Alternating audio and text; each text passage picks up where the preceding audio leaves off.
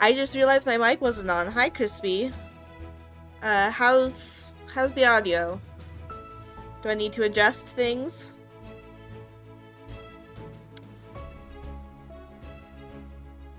Been streaming for 4 minutes and no one heard anything that I was saying because I had my microphone off.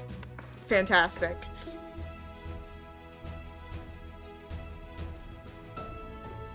Alright, I'm glad that it sounds good. Anyway, I'm gonna be playing 3 story games today. First one is But You Seem Fine, a little game that I found on mobile a couple of years ago. And it's also on itch.io about what it is like to go through life with an invisible illness, or more specifically, a person in school.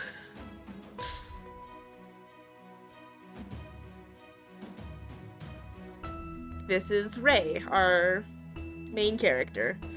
You awaken in your bedroom. The sun is shining in through the window. It's just another Monday. Your computer is sitting beside you on the bed, still open to the paused screen from the night before. This game also apparently has 5 endings, which I didn't know about. Which is exciting. So what should Ray have fallen asleep watching? The new season of Super Space Sailors, documentary on genes and cloning, or a performance by Yo-Yo Ma? Sorry if I sound a bit sniffly. My nose is slightly clogged and I don't entirely know why.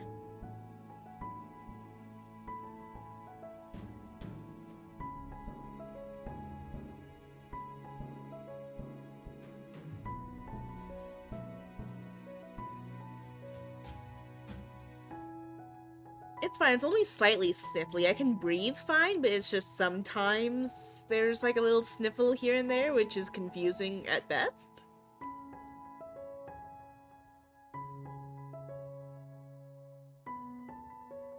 Alright. Ray fell asleep watching the new season of Super Space Sailors. Plot has been lagging since Captain Umiko Atami of the Global Defense Squad bit the dust last season, but you never thought you would actually fall asleep during an episode. You rub some of the sleep out of your eyes and head downstairs before you're even later than you already are. Good morning, sweetie. If you had slept any longer, I would have left you to fend for yourself, but since I have some time to spare before heading off to work, what would you like for breakfast? Do we want bacon and eggs, Johnny cakes, or fried rice? Also, this is the first time in a while that I've actually had someone in chat to talk to, so that's nice. The last couple of streams haven't had anyone in chat.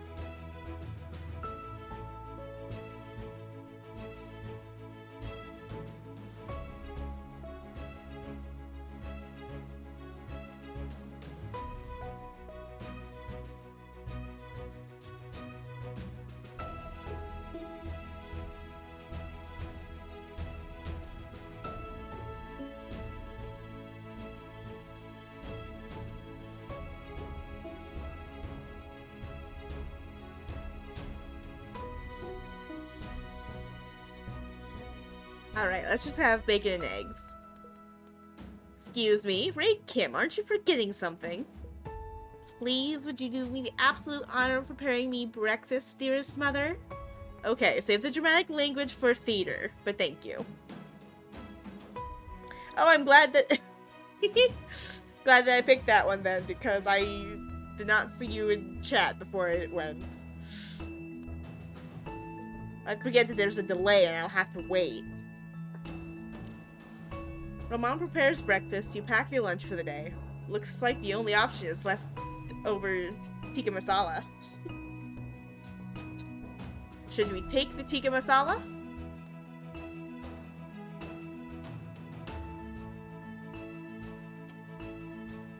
Well, I suppose great minds do think alike, Crispy. Alrighty. Mom sets aside your bacon and eggs on the table and you shovel it down before heading out the door for school. You arrive at school in record time. Was it breakfast that made the difference? Mom was always was a killer chef, and bacon and eggs has never failed you. You're lost in thought and head towards the locker when you spot the one, the only, Sadie! So what should we do? Should we inquire Sadie about life, complain to her about school, or discuss the latest episode?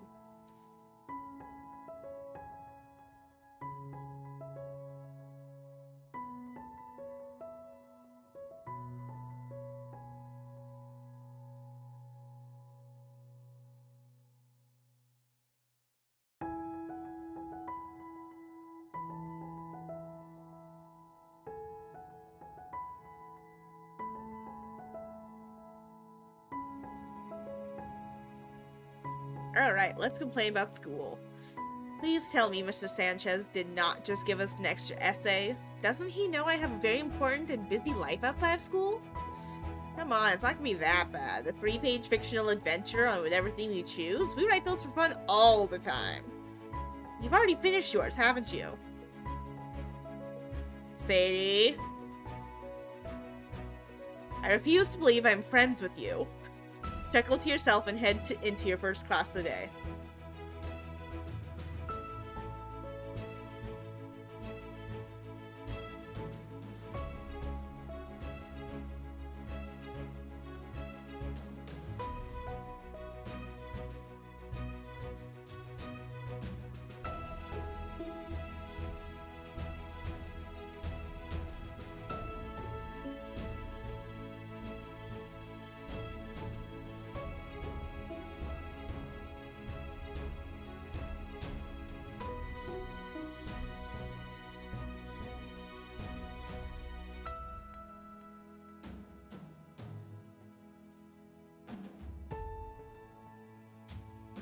Alright, let's do some homework. Maintaining good marks does not come without effort. Do you think you heard someone say that at some point? Regardless, to dive headfirst into some worksheets from today. Yeah, no, you're good. Okay, so we did some homework, so should we play some soccer, do cello, or even more homework? Yeah, don't worry at all about getting breakfast. I'm on a night schedule, so I just got done eating dinner before I hopped onto stream. Had to figure out some technical difficulties first on a couple of the games that I have lined up, but of course, after some searching, the internet did not disappoint in helping me figure out what was wrong. I had a pizza. One of those really cheap pizzas that are only like $2. But I added extra cheese on top because we have a good brick of cheddar that we've shredded. So I had cheap pizza with not so cheap cheese on top.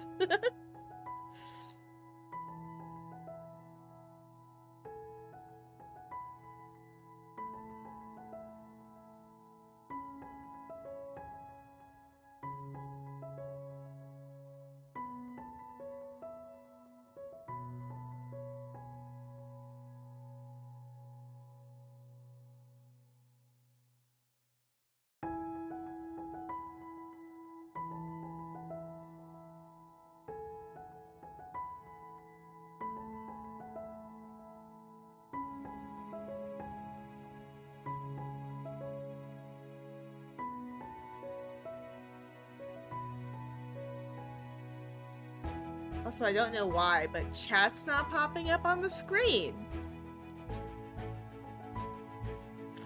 I don't know what to do about that.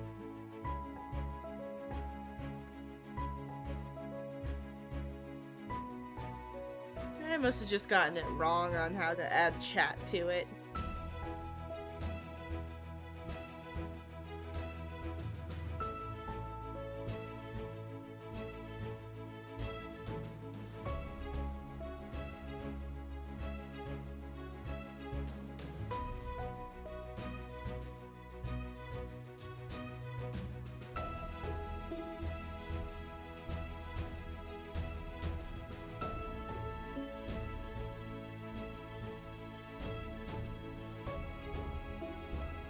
So should we play some soccer, practice cello, or do more homework? I'm thinking maybe some cello, just because I like music, and I think our girl here needs to have some non-homework time.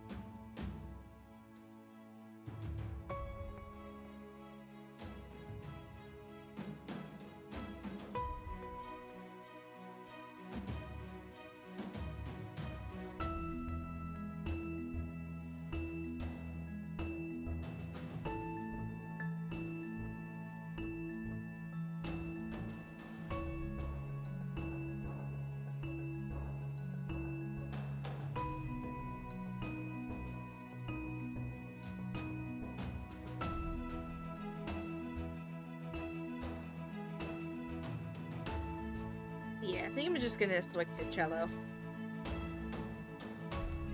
You're feeling artistic and musical, plus the swan from Carnival of the Animals has been stuck in your head since you heard it earlier in class. You pick up your bow and start playing.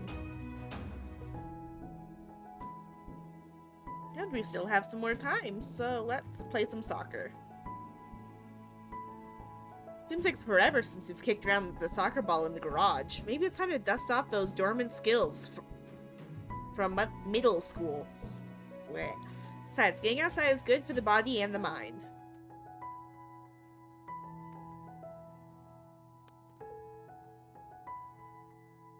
That's enough for one day. Your throat is starting to feel a bit scratchy. Maybe it's allergies? Either way, you better get some rest. You shuffle into your bed and call it a night. You wake up the next morning totally unable to breathe. That is until you open your mouth. Your nose is completely congested and you can barely make a croaking noise without your throat burning. Yep, I'm sick. This blows. So, what should we do? Should we play some video games? Catch up on homework? Or sleep some more?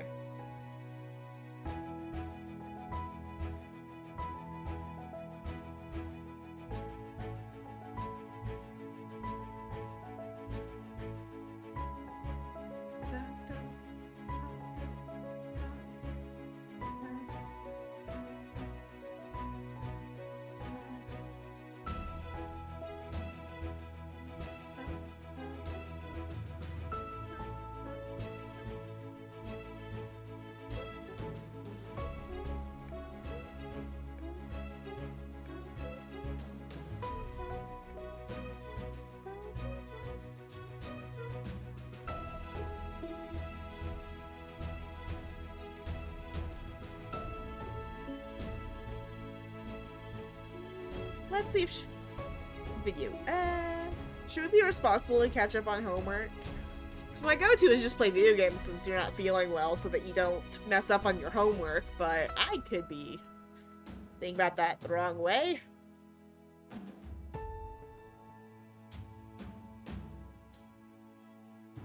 Yeah, let's make her be responsible and try to catch up on some homework. Pull your laptop out and try to get to work on that extra essay. Since you're homesick, maybe you can get an extension. But it is going to need to get done eventually, so why not start now? After a couple of hours of quality working time, you set your laptop aside. Your eyelids get heavier and heavier. Slowly, you drift off. Turns out this cold hit you harder than normal, and recovery is taking longer than you're used to. You miss a full week of school while you're sick in bed, battling fever, congestion, and throat pain. 1 week later. You finally feel well enough to come back to school. You're excited to be back in the swing of things. You missed orchestra, you missed drama club, and, most of all, you miss your friends. Speak of the devil, there's Sadie. Should we be dramatic, talk about schoolwork, or just brush it off?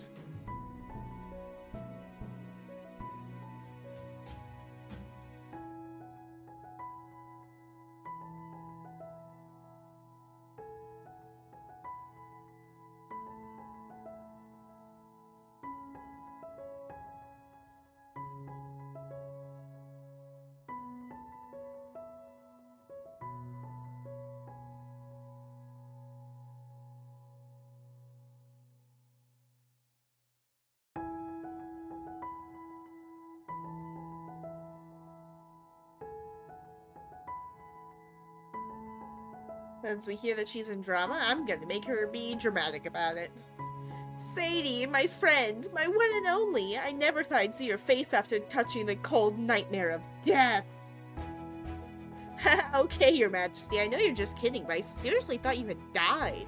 Where have you been? You explained how the last week of your life has been spent battling sickness in your bed. Your only contact with the outside world when your mom would come in to give you medicine and soup. Yikes, but you aren't still contagious, right?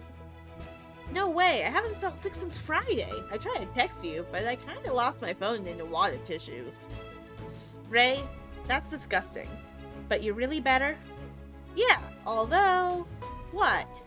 Nothing. I just wish I wasn't so tired. Go the rest of your classes for the day, eager to catch up on schoolwork.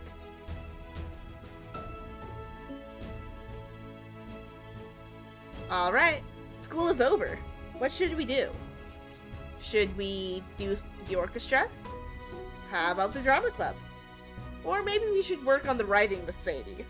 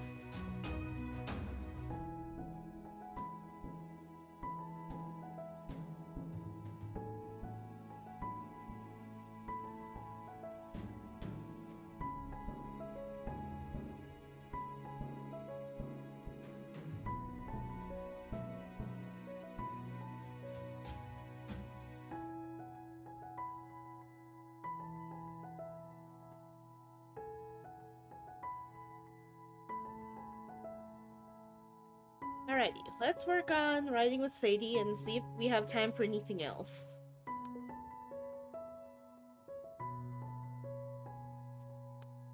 We traveled the familiar path to Sadie's house and set up shop with her at her dining table.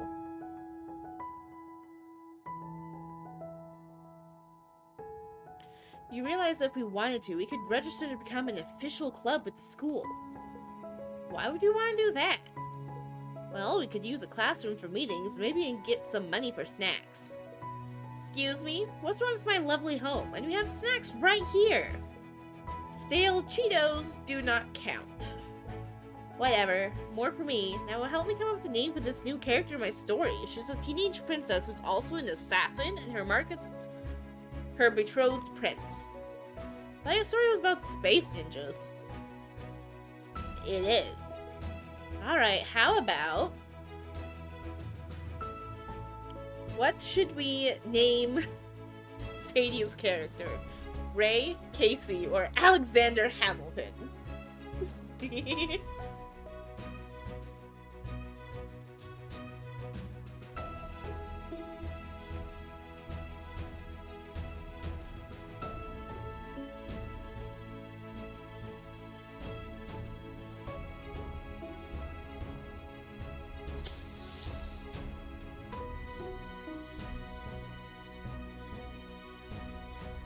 Also, Crispy, if you're in earshot, what are you having for breakfast?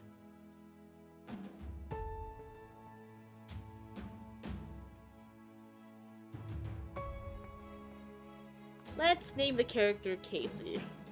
Aw, cute! Okay. Two of you laugh and work on your stories until it's late and you are both tired. You thank Sadie's parents and head back home. Since when did you get exhausted so easily?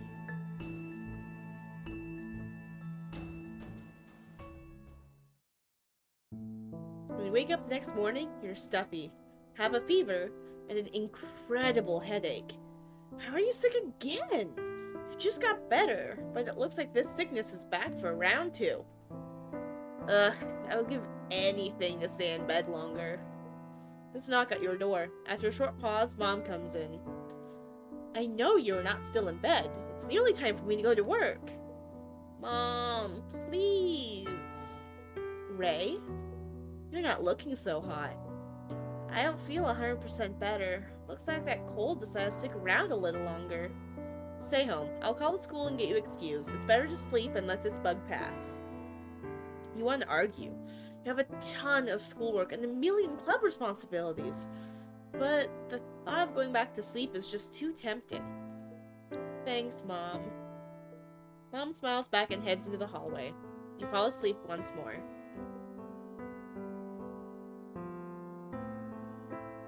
Morning again. The sun streams through the window, forcing you to shield your eyes. I'm heading off to work, but I'll leave some medicine on the nightstand. Feel better, sweetie? You grumble in response and fall back asleep as she leaves. You wake up, groggy and tired. You are very disoriented. You have no idea how much time has passed or how long you've been asleep. It seems late. Should we check our phone, call for Mom, or go to the bathroom?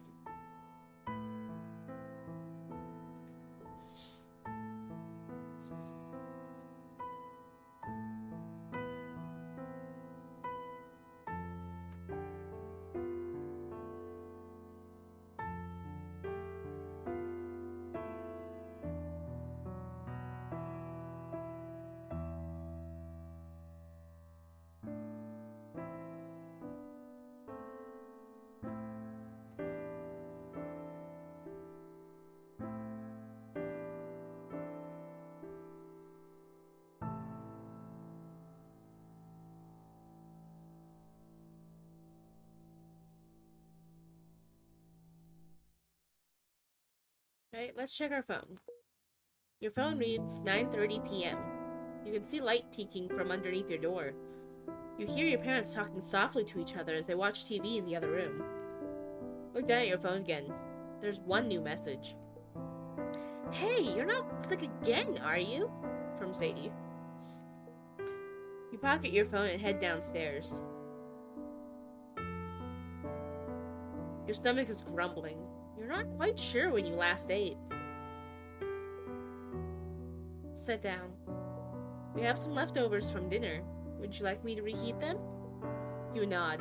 Mom pulls out the plate and uncovers it before popping in the microwave. You stare blankly into the distance.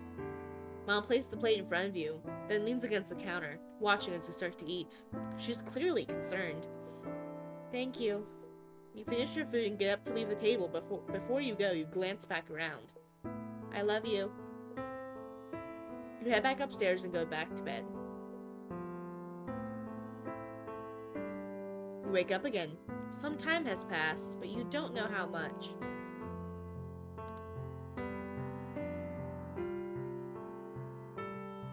You have the choices get up or sleep, but get up is crossed out.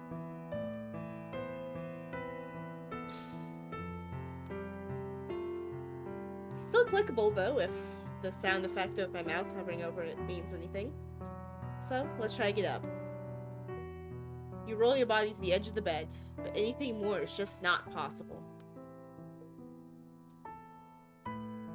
Waking up again, you realize you're no less tired than when you last slept. You have no clue how long you've been asleep.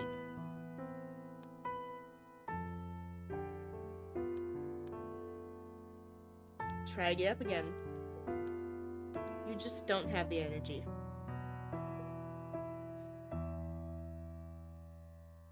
You rub some of the sleep from your eyes. Mom is looking at you, worried. You frown. We're going to the doctor, sweetie. Time to get up. You grumble. She helps you get dressed, and you stumble into the car. You and your mom are at the doctor's office, here to see your primary care physician, Dr. Harris. What brings you in today? Mom explains. The getting sick, the endless sleeping, and the suddenness of it all. Well, I'll do some checkups and see if anything's wrong. As you open your mouth, say ah, he checks your eyes, your ears, your nose. He pulls out his stethoscope and listens to your heart. Listens to you cough. He listens to you breathe. Takes your temperature. He tests your reflexes. He takes your blood pressure.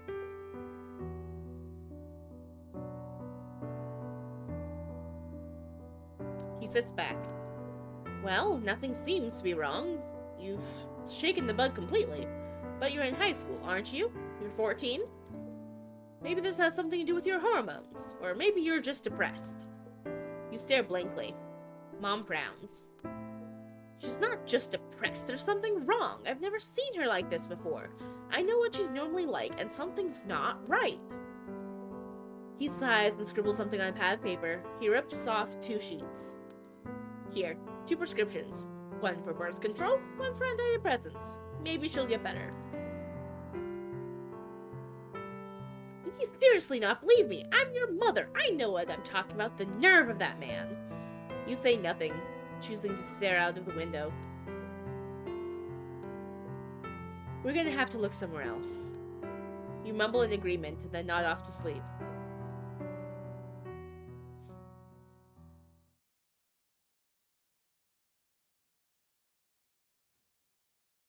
Chapter 2.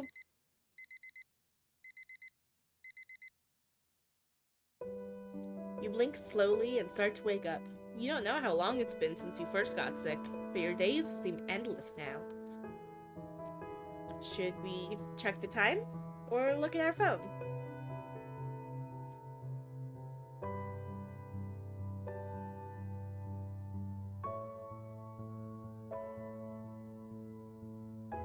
It has such dark circles under her eyes.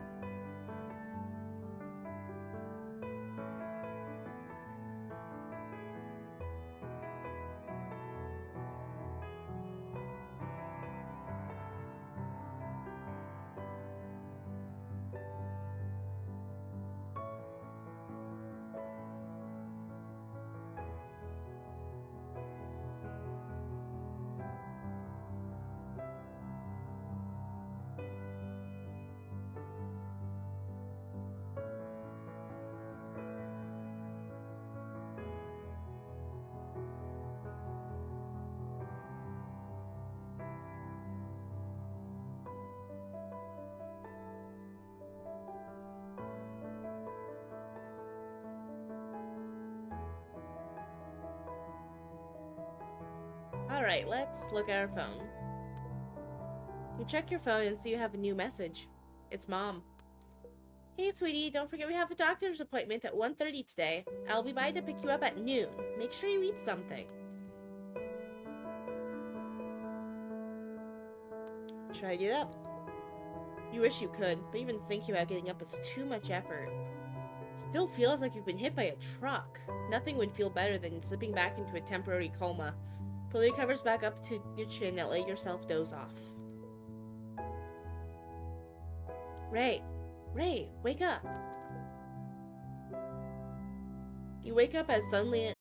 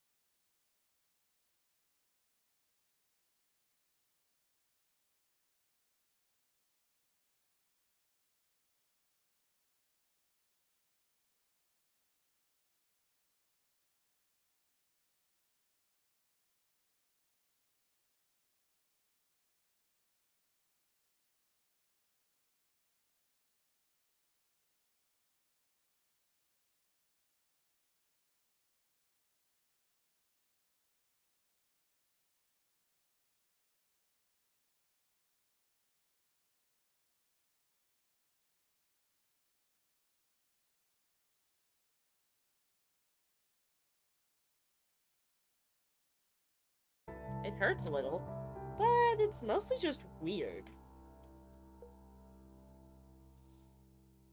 He leans back in his chair, finally finished. You know what I think? I think she's a teenager. She had a cold, and now she's milking it for all she can. Her chart says she's on antidepressants already, so there's not much else I can do. Look, kid, you just have to suck it up and go to school, even if you're sick. You know, when I was a kid, I got the chicken pox, and I still went to school. Rambles on for a bit as you zone out. Mom stares at him in silence, but you can tell she's carefully holding back her words. When he finishes his lecture, she calmly stands and walks out of the room. You shuffle out after her. You make a brief stop in the waiting room while Mom takes care of the copay. Then you both head home, none the wiser when you came. None the wiser than when you came. Several days later. It's the weekend after your appointment. You're resting in bed when your phone vibrates. It's a text from Sadie. Dude, we start new projects in art class tomorrow. What's something awesome you could put on your wall? That's so sweet. Plus, you'd be lying if you said you hadn't been asking for some art from her for a while. Super Space Sailor's fan art, the Victorian portrait, or a field of flowers? Well, since we had Super Space Sailor's fan art, I'm leaning towards that one. What does everyone else think?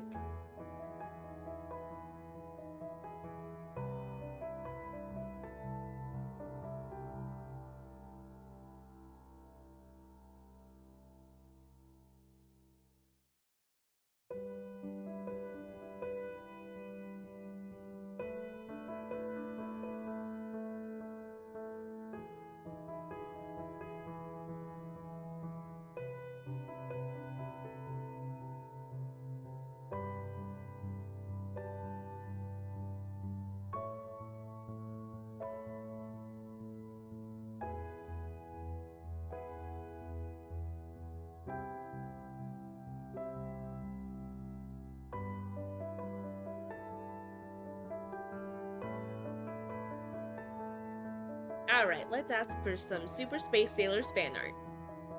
You hit send, and before you know it, there's a response. You got it, Captain, winky face. Just make sure you get back to school at some point to pick it up. Yeah, hopefully sooner rather than later, if you have anything to say about it. You hear Mom calling for you from the kitchen. You pocket your cell phone and get out of bed. Coming!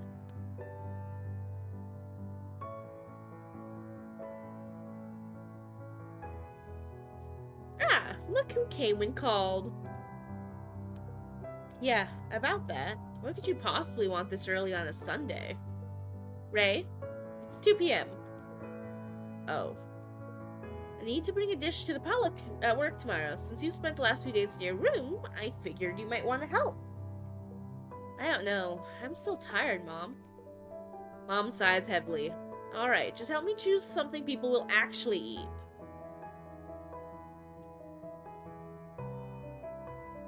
Quinoa salad, cucumber sandwiches, or green bean casserole.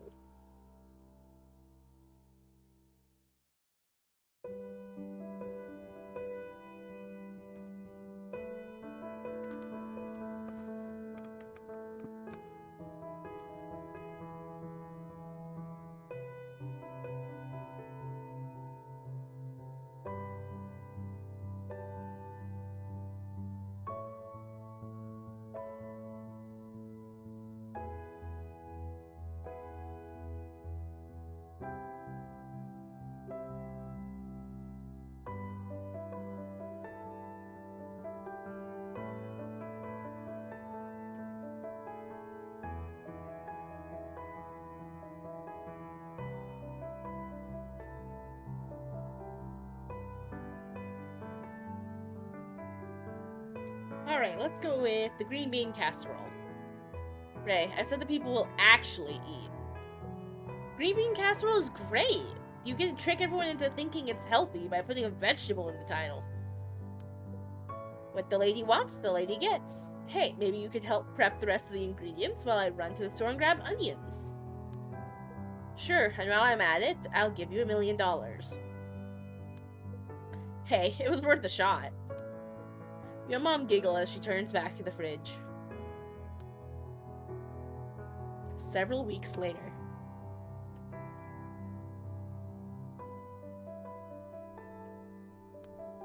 Me and Mom have a doctor's appointment. This whole process is starting to seem like a cycle of missing school and getting nowhere. But you guess finding an answer is worth it. Apparently, there's a chance this whole energy issue is a problem with your heart. So you're going to see a cardiologist today. The doctor listens to your heartbeat and your breath. Seems alright, but let's do a cardiogram and a heart ultrasound just to make sure. You lie down on a table. The tech attaches 20 different electrodes to your head and to your chest for the cardiogram. You lie there and feel like a potato battery.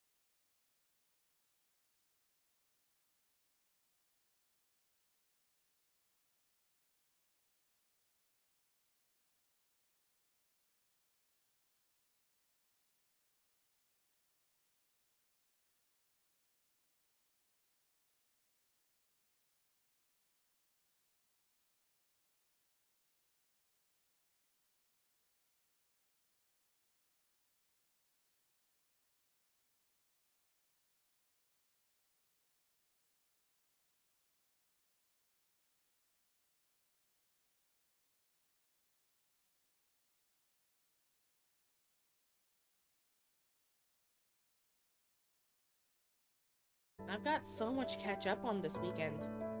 So the text and tuck your phone away, staring out the car window. These doctor's appointments are wearing you down.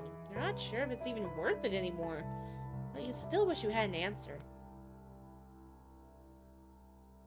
Do we keep searching? I think this is it feels like a major question. So if there's any particular answer someone in chat would like, then that would definitely be the time to speak up, because this feels like a major story beat. Remember, there's 5 different endings.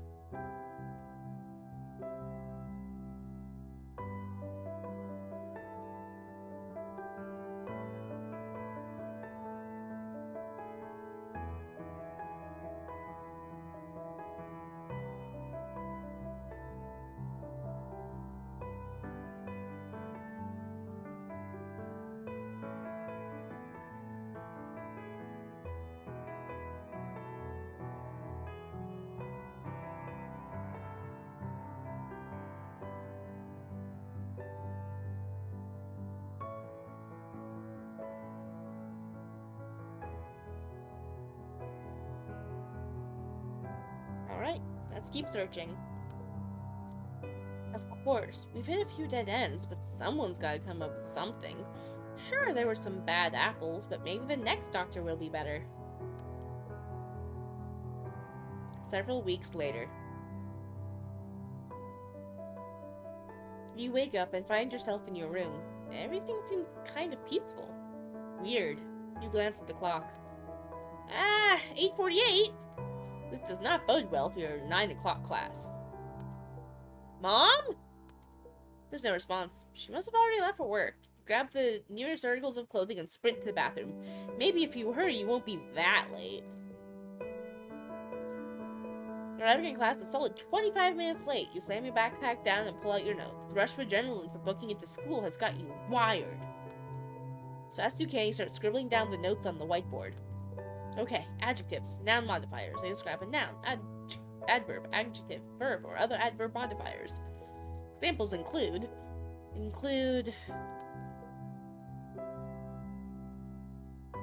Ray! Huh? Sadie? Dude, it's time for PE. Wait, what? Oh god. Did you fall asleep? Yeah, can I borrow your notes? I mean, sure, you seem like you made good progress already. What? Look at the notebook in front of you, and sure enough, there are lines of notes written on the pages. Barely legible, but still there. Whoa, did I write these in my sleep? Oh my gosh, that is like a superpower. I would kill to be able to do that. You're not sure how you feel about that statement, but you brush it off. Since you woke up, you're feeling surprisingly refreshed. As weird as the nap was, it gives you enough of a boost to make it through the rest of the school day. Several weeks later.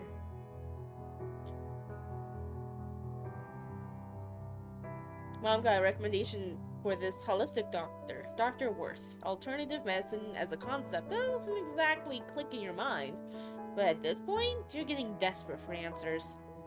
His office is in a nice part of town, and it was hard to find parking. As you walk in, you notice the office is covered in embroidered pillows. His Harvard degree sits on the wall in a nice frame. Dr. Worth listens to the spiel. He says he has some ideas about what might be going wrong and orders some blood tests. You go in the section of the office with the phlebotomist, aka the person who draws blood. She pulls up your hoodie sleeve, ties her arm off, and disinfects the bend of your arm. She tells you they need 11 vials of blood today. You nod. She slides the needle in, but you don't look. After you get your blood drawn, you meet up with your mom at the front desk. Apparently, the doctor recommended some specialty supplements that he also sells in-house. You watch as the price tag climbs with each additional bottle. You find out, of course, that they're not covered by insurance. Mom pays the exorbitant price, and the two of you head home. Several days later.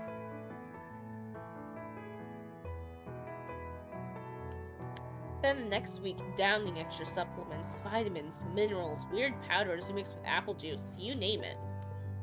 Some of them taste gross, and some of them are the size of horse pills, but you swallow them all. Your previous meds and your new supplements combined now have a personalized medication chart taped to the inside of the pantry cabinet. There's your morning pills, 7, your lunch pills, 5, and your night pills, 9, for a whopping of 21 pills a day. These pills are supposed to make you feel better. Why do you feel so much worse all the time?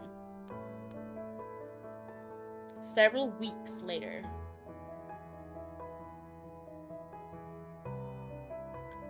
You and your mom are back to see Dr. Worth. He pulls out some pieces of paper. They have your name on top, as well as a bunch of tables with all sorts of numbers on it.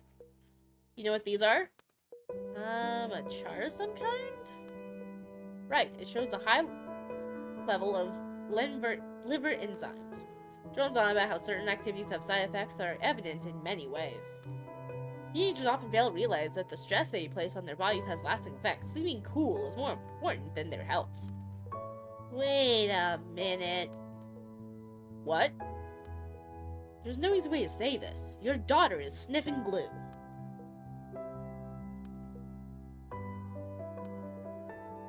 Excuse me? I'm not. Honestly, the absurdity of the proposal shakes you more than you are willing to admit. You, Ray Kim, the druggie getting high behind the dumpsters after 5th period? Maybe if you planted that rumor in school, you could gain some street cred, except the fact that a total of 0 people would believe it. I understand this is hard to hear, but catching it early is the first step to recovery and intervention. Mom cuts him off by standing. Thank you for the advice. Good day. Uh-oh, Mom is overemphasizing her sentences. This isn't good. You follow Mom out the door, leaving Dr. Worth shaking his head.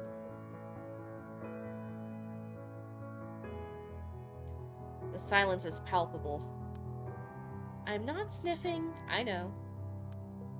'Cause I would never... I know. Great, what a complete and utter waste of time. Phone lights up. It's an email from Mr. Jefferson titled, "See me for exam score." Crap. Only time Mr. Jefferson asks to see students is when they are failing. This is not a good day to be missing school again. There's also a text from Sadie. You're not dying, are you? Some of schools started a rumor that you were dying. It was Karen Murphy, so of course I don't believe her, but still, you would tell me, right? Ugh, Karen Murphy, if you have the mental energy to be mad, you would be.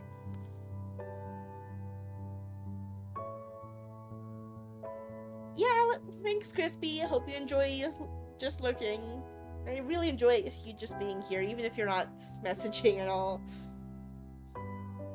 Hope your breakfast is good.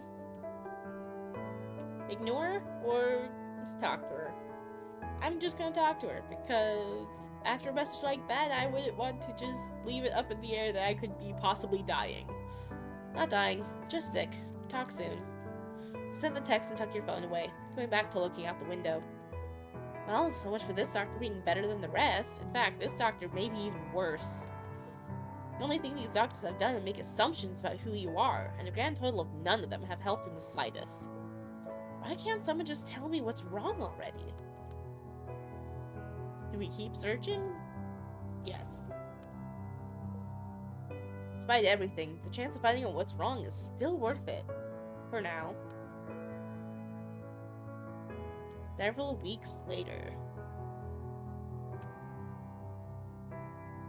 It's midday. You can tell the minute you open your eyes from the sun shining through the window. You have not been to school any day this week. Or last week. You don't even want to think about all the makeup assignments that you're going to have to do when you finally go back. If you ever go back. Sometimes it feels like this sickness will last forever. Rolling out of bed, you see your cello across the room. It's been a while since you played, but nothing would make you happier. Grab your backpack and take out the sheet music your orchestra director sent you. No time like the present, an hour of practice will help keep up with the rest of them when I get to rehearsal again. Take out your cello from its case and pick up your bow, prepping for the start of the piece. Notes are long and flowing. It feels amazing to play, but before long, your arm position on the cello weighs you down. Muscles ache from moving the bow back and forth. You look to the clock. Only 20 minutes in? I've never felt tired after only this long. Set your cello back in its case and take a break. You don't know why you thought you could actually practice normally, especially given how you've been feeling lately. Several weeks later.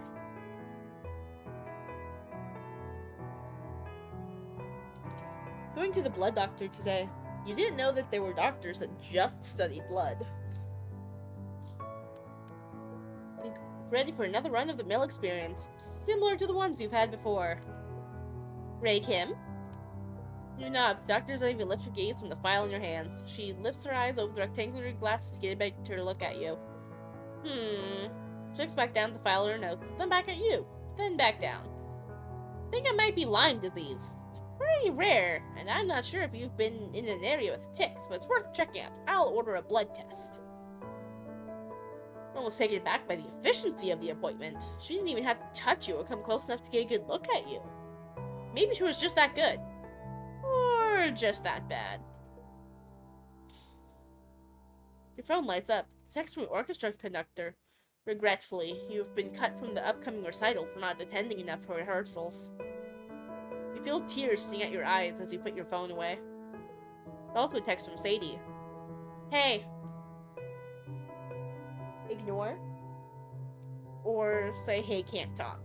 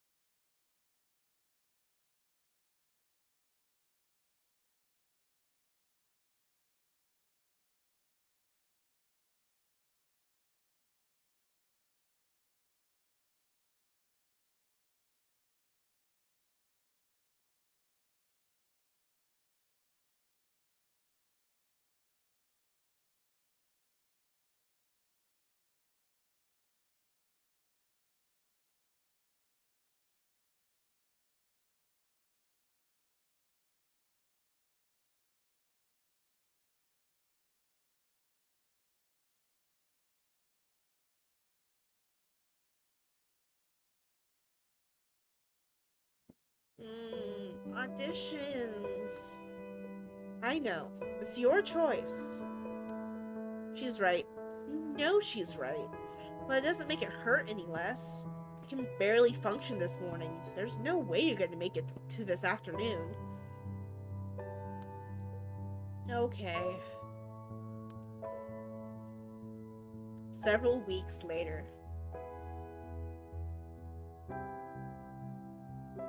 I had no idea there were so many types of specialists for doctors, but here you are, and somehow you've made your way to an infectious disease doctor. Mom launches in the same spiel as before. This doctor doesn't even have the decency to talk to your face. She talks over your head, directly to Mom, showing her a series of laminated sheets with charts and graphs on them. Rude. Mom notices your sour expression. So, Ray, what do you think of all this? Dr. Lee, as it says on her coat, turns and gives you an obviously forced smile. Oh, you don't have to worry about the fine details. I'm sure they'll go over her head anyway. You sit there, taken aback as Dr. Lee turns back to Mom. Excuse me, I may be a kid, but I'm not stupid. You sit there fuming while Mom smiles and nods at the doctor. Dr. Lee thinks you probably have something, but not an infectious disease. Yeah, I could have told you that one, genius. Despite the lack of infectious disease, she writes you an official doctor's note to excuse you for the amount of school you've been missing. The second the appointment is over, you beeline out the door. Neither of you are happy about the appointment you just had or the money you just spent. You look at the note in your hands, an official excuse to be missing class. Note reads infectious disease clinic in bold black letters at the top. It looks intimidating, but I suppose it's effective enough. After missing so much school, you need something to show administration so you don't get expelled. Mom looks at you. You look back at Mom. She squeezes your hand tightly, but her eyes are less bright than they were before. She would never show it, but the constant barrage of doctors is taking a toll on her as well. You can only be treated like a science experiment for so long before you snap. It just seems like no matter how hard you try, there are 1,000 things in the way of finding answers. You just wish things could go back to normal. That you could leave behind the world of doctors and appointments for good. You're just so tired. Mom drops you off at school to turn in your doctor's note. It feels like years since you've been back here. You wish you were back for good. After dropping off your doctor's note at the front office, you head to the hallway to see if you can find any of your friends. Lo and behold, Lydia is standing right there in her locker, loading books into her bag. Tackle her, casually say hi, or say nothing.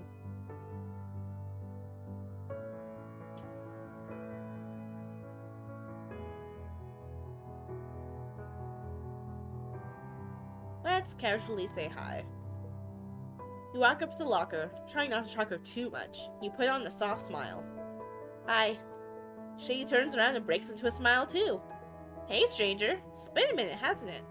She slings her backpack over her shoulder and pulls you into a hug. I was worried you were never going to come back, would just fade to the background, never to be seen again.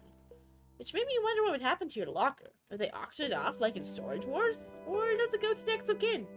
You laugh at her bemused face. Man, she hasn't changed at all. Good. It all goes to my parents, duh. Although you could probably steal some stuff before they get to it. I know how much you want my watercolor pencils. I would never, unless you're offering, in which case I would definitely take those off your hands. You burst into giggles. So now that you're back and we have some catching up to do, you have to hear the hot gossip that Mackenzie is dishing. Your smile falls.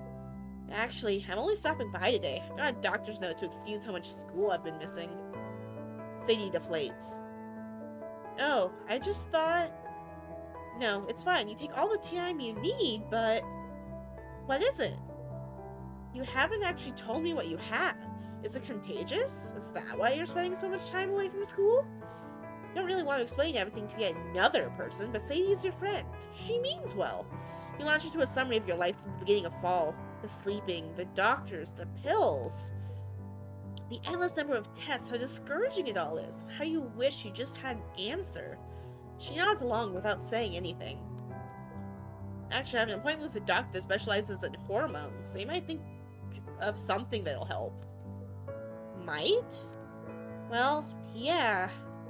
I don't know. I'm just skeptical of anything will help. Maybe it's your diet? When I don't eat enough, I feel tired. That's not really... Or maybe you aren't exercising enough? My mom says young people like us need to run around and tire ourselves out in order to get a good night's rest. Well... Drinking water can help the body wake up and be ready for the day. I read that in the self-help guide. You read self-help guides? No. Or at least I didn't used to. After you stopped coming to school, I wanted to help, so I read up on some stuff. I got a book from a library called 1001 Diseases You Could Have and Not Know. She pulls out a textbook from a backpack and shoves it in your hands. It's pretty hefty to be carrying around just in case you saw each other. You can tell she put a lot of effort for you, but this isn't really what you wanted to hear after the onslaught of doctors you just visited. Sadie shuffles her weight back and forth. She obviously wants to say something, but is clearly uncomfortable. Actually, have you heard of psychosomatic symptoms? Your heart drops. Yes, you have. Basically, when you think you're sick, but it's actually all in your head, and... Excuse me? I'm not saying that's what you have, but you've been to all these doctors and they don't know what's wrong. Doctors are smart. They should know things. Right. They should. What if you aren't actually sick? Then you just need to think positive until you get better and things can go back to normal. You stare at Sadie, almost in shock.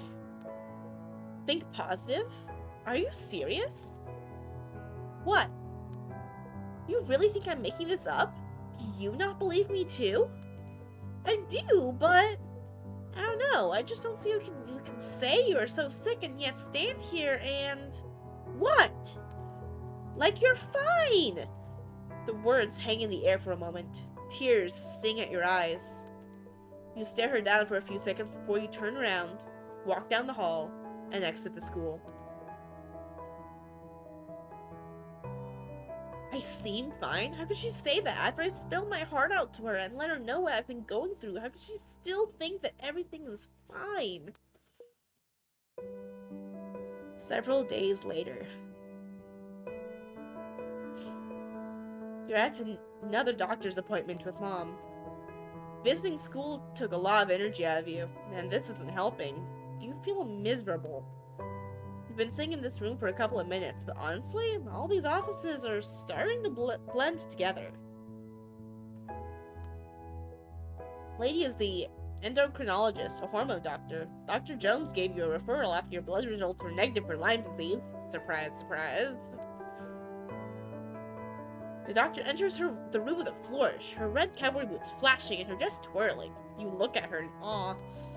She sits down and faces you and your mom, smiling brightly. She extends a hand out to you. Hello, my name is Julie. What can I call you? You shake her hand, a bit taken aback by her friendliness. I'm Ray. I'm sick, but I'm not happy about it, so that's why I'm here. Dr. Julie laughs heartily. You can't help but smile too. Well, your funny bone certainly isn't damaged. Let's start at the beginning and try to get a grasp of what's going on. Well, we believe it started at the beginning of this year with... Actually, Mom, can I hear this from Ray? It may help me understand a bit better. You look at her for a second before launching into your own story. Eager for her advice and options, she looks at you. Really looks at you. Like you're a person, not just some test subject. She listens to your story earnestly. When she has ideas and questions, she doesn't overstep her boundaries. Feels like you're involved in the process, like you have a seat at the table. Okay, I don't want to get ahead of ourselves, but I have an idea. I have your blood test from Dr. Jones. They show high levels of a hormone called cortisol. Do you know what that is? You nod. Yes, we've heard this before. Dr. Julie continues to explain how some of your symptoms and aspects of your story are typical of a certain illness, one that seems very familiar. These symptoms line up perfectly with what we call Cushing's syndrome. Based on your blood test, I believe you may have an indolent tumor on the pituitary gland that's affecting your hormones. A tumor? Dr. Julie smiles and places a comforting hand on your shoulder. I understand that seems pretty scary, but an MRI will. No, it's not that. It really wasn't. I can't really describe what you were, but you were almost happy? Cushing's syndrome. Is it treatable? Well, we should confirm that's what you actually have first, but with treatment it's found to be completely reversible. Turn to Mom, who is smiling softly at your side. You hug her and she holds you close as tears threaten to fall from your eyes. Thank you. Dr. Julie walks you and your mom to the head of the MRI. As you head to the MRI, hopefully this will be the last of these exploratory tests. Several days later.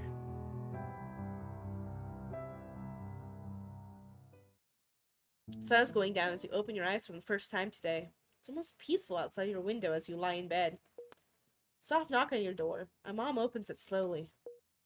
Sweetie? Step out of bed. Her voice is too soft. She strokes your hair and sighs. Dr. Julie's office just called some news about the MRI. Oh. I know we both wanted Dr. Julie to be right. No. I'm sorry, but the scans came back negative for a tumor of any sort. You feel numb, like the world just dropped out from under you and you are floating. You know you're supposed to feel happy. You know that you're supposed to be relieved. But in your mind, this was your solution. This was your answer. This was going to be the end of seeing all these doctors and getting all of these tests done. The end of being poked and prodded, of being treated like a science experiment, of being less than human. After everything, after all the hope we got from Dr. Julie, it's just another dead end. This isn't fair. This isn't how it's supposed to be. I'm a teenager. I should be enjoying life, going to school, and getting in trouble for coming home late. That's what everyone else gets to do. It's what they do on TV. Why can't this just end? Mom leans in to comfort you, but you don't respond. Instead, you stare straight ahead, tears streaming down your face. She gives you some space. Sweetheart, just don't, okay? I hate this. I hate all of this. I just want to go to school and see my friends. I just want to be a normal kid. I just want all of this to be over. Mom reaches out in comfort. Please. I want to be alone. She nods in understanding and rises, but before she leaves, she turns back. We're going to have to stop going to the doctors for a little while. We don't have enough money to see anyone else. I promise. We're going to figure out what this is. She shuts the door behind you, and you curl into a ball underneath your blankets, letting sobs overtake your body. You cry until you're absolutely exhausted and can't even move. Try to get up. You just can't.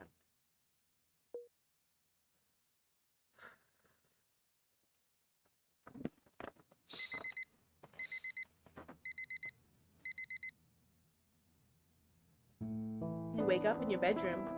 It's just another Monday. I like how at this point they switch the buttons around just to make sure that you aren't just hitting the first option. Instead of getting on top and sleeping on the bottom, they switched it up just to make sure you're actually paying attention. Get up. That's not possible. You wake up again. It's still Monday. Get up. You try, but you go back to sleep. You wake up again. It's still Monday. You think. Get up. You fall back asleep.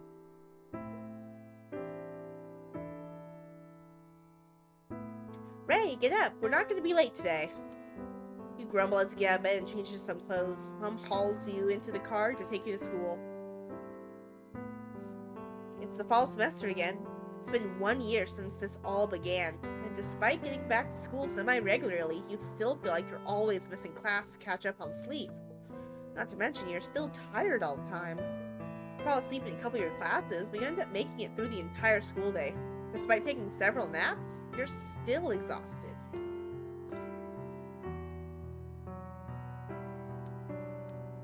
All of the things that we would do after school are crossed out.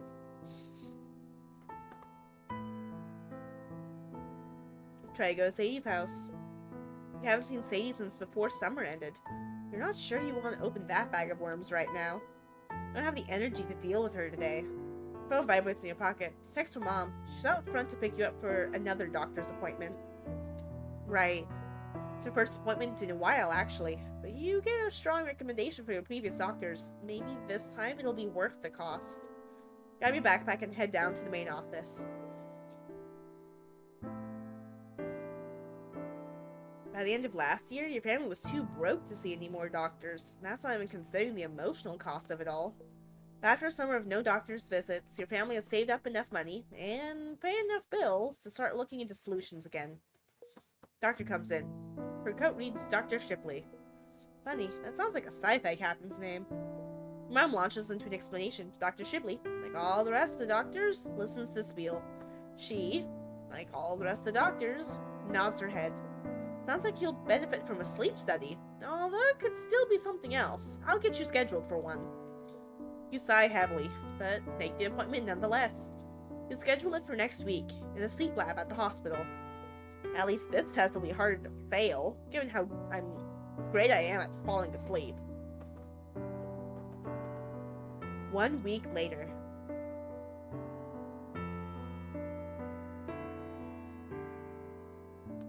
Mom drags you to the sleep center for your sleep study. You've never stayed overnight at a hospital before, but this place is different than you expected.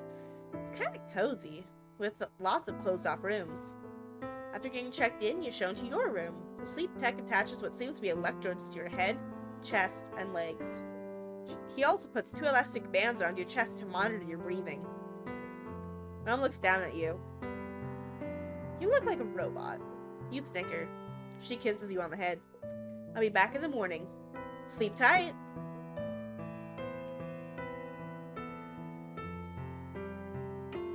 You crawl into the covers. The lights are off, and Sleep Tech talks to you over the intercom.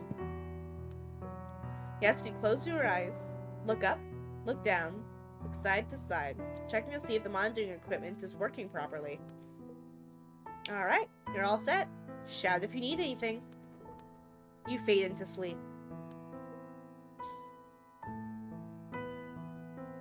Despite having numerous cords attached to you, you sleep fine. Once you wake up, the sleep tech helps you take some of the electrodes off, but not all of them. It's time for the nap tests. We'll have you try to fall asleep for 30 minutes every few hours. Once the nap tests are done, you'll be free to go. You do the first 2 nap tests and fall asleep easily. Seems like you're passing. You hear your stomach grumbling from the other room. How about I order some food from the hospital's cafeteria? You nod. That sounds pretty good. Mac and cheese, a sandwich, or soup? Yeah, I think we should have some soup, because I don't know when the last time Ray ate actually was. Well, probably school lunch, but... Your food arrives at the lab, and you take a break to chow down. Not the finest meal I've ever had. Wish Mom had packed me something. Time to get back to taking naps. This isn't actually as bad as you thought it would be. You finish up the rest of the nap tests. Finally, it's time to go home. Sleep Tech takes the rest of the electrodes off your head and releases you from the elastic bands. Mom has been waiting for you outside. She gives you a hug. How'd it go? Did you sleep okay? Tell her about the food, tell her about the nap tests, say nothing.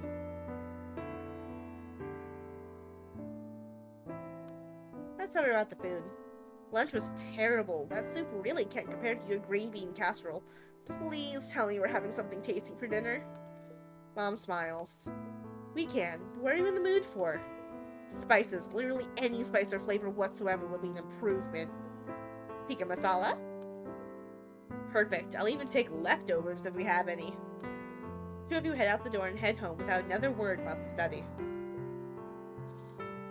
Several weeks later.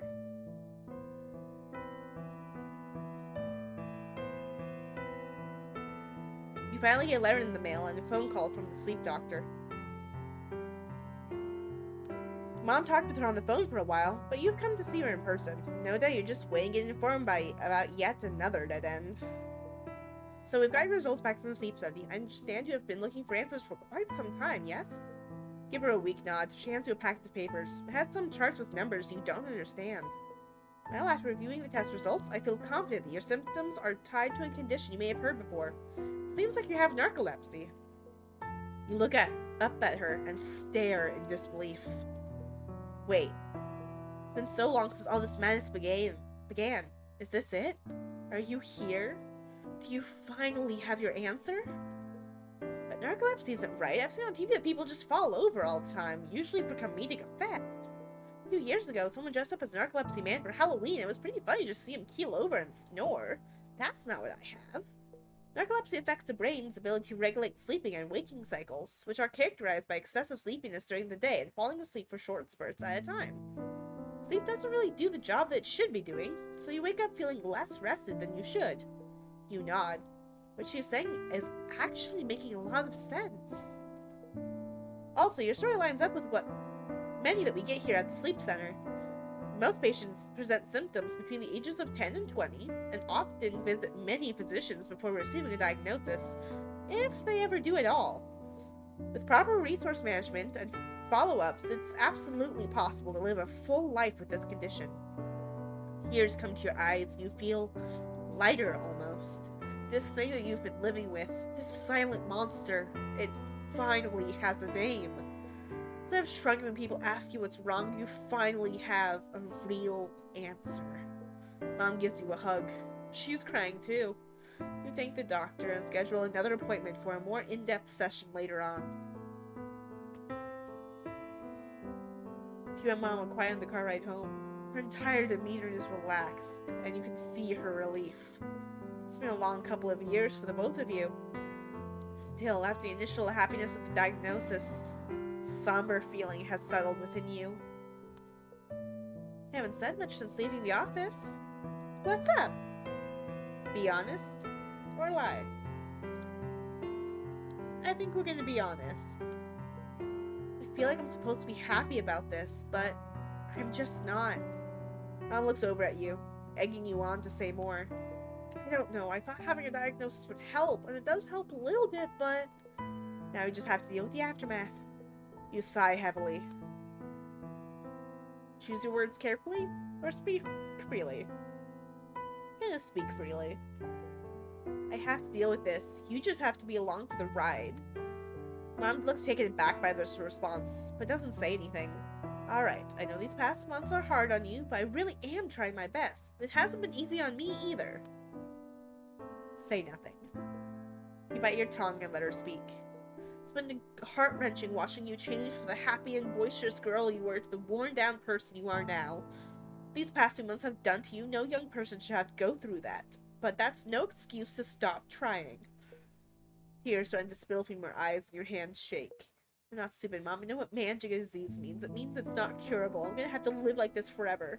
There isn't any hope of getting better. Why should I try at all? Mom pulls the car over the side of the road, turning off the car so that she can look at you head on. Ray Kim, what problems do you see in the world? What? Come on, it's not that hard of a question, is it? Name a problem that you can see. Kind of a vague question, but you ponder nonetheless. There's inequality, of course. Wars overseas, but also the corner stores stopped stocking strawberry milk over the summer, which was a real bummer. Then there's everything you and Mom saw. Doctors that didn't take you seriously. A lack of understanding from people about what you were experiencing. It hurts your heart to think of those things. Empathy. People don't relate to things they don't understand. Okay, who is going to solve that problem? Again, you are at a loss for words. Because the way I see it, if you see a problem and no one is there to fix it, isn't it on you to take the first step? You stop and think about that for a second. Did you get that off a Facebook post? Ray, I'm being serious. You need to have a goal to work towards in order to keep going. Having a positive outlook on things is easy when life is going well, but sometimes life just sucks. When situations are out of your control, you can either wallow in your own thoughts or you can control what you can, your outlook. But if you give up, there's no way for them to ever get any better. I don't want to lose my daughter to some condition she may have. I want you to find a way to be happy despite it. It's all I've ever wanted for you. You can't help anymore and spring forward to hug your mom. You cry into her shoulder as she pats your head. You both sit there for a bit until you calm back down. Your father and I are here for you, and we always will be. You just can't give up hope on living a good life. You nod in her arms. You understand what you need to do now. It's Tuesday. Sadie is down the hall walking towards you, but she hasn't looked up from her phone yet. It's now or never. Sadie! She looks up at you and sees you smiling. She can't help but smile back. Ray, long time no see. Are you visiting again?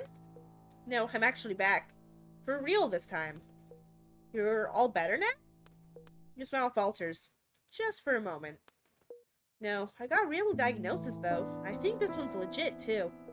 Both stand there, looking at each other. It's been months since everything went down between the two of you, and you aren't quite sure what to say at this point.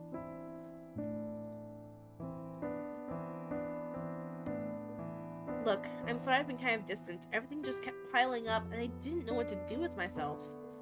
But you actually tried to reach out, and no one else seemed to care. I should have been a better friend to you. You shift your weight and take a deep breath. I was wondering, do you want to come over and write with me after school today? Sadie smiles, but there's something behind her eyes that upsets you. It's very obvious how much your fight hurt her. Maybe this wasn't such a good idea. Sure, I would love to come over. What are you working on these days? You laugh nervously, silently breathing a sigh of relief. Actually, I haven't touched my story since last year, so there's that. Gosh, that seems like a lifetime ago. I mean, it was a long time ago. I've been writing a lot since you've been gone. This summer I finished the first draft of that novel I've been working on. Sadie, that's amazing! Sadie's bright face shines back at you. Thanks. You know, I'm actually in need of a proofreader. Members of the writing club are not the best help when it comes to the sentence structure, but that's expected when your club is 90% freshmen. Whoa, wait, writing club? Yeah, I kinda started it last year after winter break. We only have a couple of members, but there's one girl, Alyssa. I think you would really like her. You giggle at Sadie's shyness, but it's obvious she's really proud of the club. Never would have guessed that she would start one on her own. Then again, it's been a whole year since you really hung out together. Maybe you weren't the only one to change. Well, if you happen to be accepting new members... Are you kidding? Of course you can join, but I warn you, it does conflict with drama club. That's alright. I always did like watching theater more than doing it. Two of you laugh and chat all the way to her house. Turns out there's a lot to catch up on.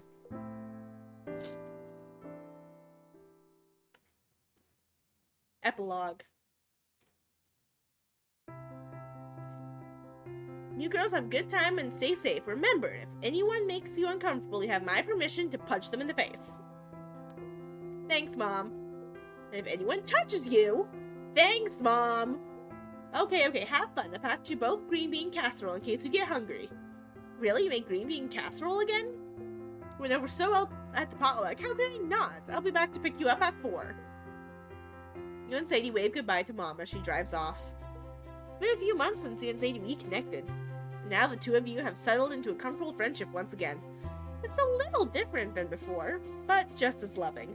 Sadie was one who bring up going to an anime convention that's held downtown every year. Never had the guts to go before, but after everything that's happened over the past few years, you decided it was time to step out of your comfort zone.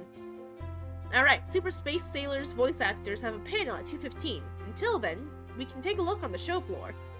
Aye, Captain Tommy. I'll set a course. Thank you, Miss Starling. You and Sadie set off the aisle to the show floor. Vendors crowd the exhibit hall with all sorts of merchandise. Plushies, clothes, art books, you name it. Plus, there are cosplayers everywhere. Whoa, where are all those people crowding around over there? I think that's for the artist who draws dark and gritty takes on things that definitely don't need to be dark and gritty. That seems interesting. Sure, but you can only see so many Ted Baer homicide detectives before it gets old. I'll take your word on that one, Sadie's. You and Sadie laugh, hoping he didn't hear you criticize his work. So how goes the new medication?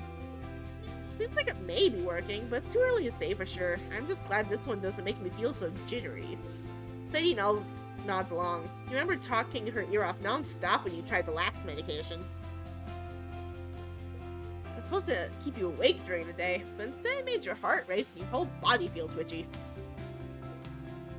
Medication management has been its own journey as well. You've lost count of the number of meds you've tried. As of yet, you have not found the perfect balance between treatments and side effects. Hey, want to take a tour down Artist Alley? Two of you take a hard left and head down the path of posters and prints that line that way. An interesting piece of art catches your eye, hanging on the wall at one of the booths. Hey, Sadie, wait up a second.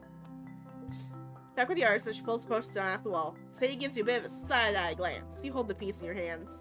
It's a picture of a cello, but the background is made up of playbills from various musicals. Seems like it was made for you. Wow, seems abstract, although the use of color is très magnifique. You smile at her lame attempt to be bilingual. I like it. It's definitely worth the price tag. Hold the picture up to the light. It's going right up on your wall when you get home. Having to quit orchestra and drama club has been tough. You don't see your friends nearly as much anymore, but focusing on schoolwork has paid off pretty well. It took some time to get into the swing of things, but you're gonna pass all of your classes this year. Your homeroom teacher even told you how impressed she was. You gently place the picture in your bag and continue with Sadie. I was meaning to ask you, Alyssa and I are gonna stop by the new boba place down the street tonight. Do you want to come? I would, but I have a doctor's appointment today. No rest for the wicked, as they say. Oh well, we can postpone if you want. Oh no, you guys go have fun, but let me know what flavors they have. We can go some other time. Sadie smiles at you and nods. Lately, you've had to pick and choose when and where to spend your energy. It's just another part of your life that you had to adjust to. Hey, let's take a picture. Right now? No time like the present. You pull out your phone and open up the front-facing camera. You and Sadie squeeze together and put on your biggest smiles. Smile! Feeling fine. The camera shutters, freezing the moment in time. Despite everything, life has found a new version of normal for you. You look back on this moment when you need to remember how much love and support you have in your life. And you'll keep on smiling.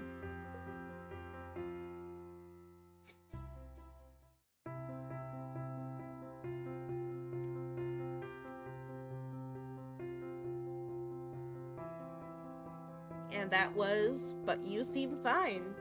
Available to find for free either on itch.io or on the Android Play Store. There are 4 other endings, but I think this might be the best one.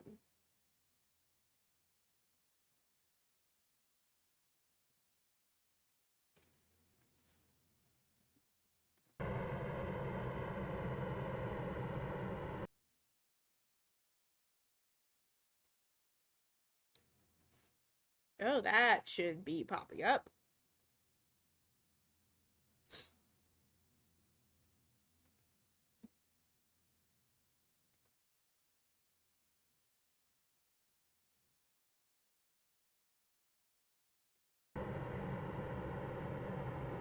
Ugh.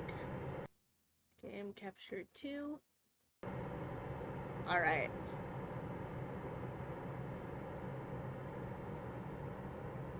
Next game is Lydia. This is another story game that I played on my own terms. This one should be about ooh, wait, I should definitely edit stream info.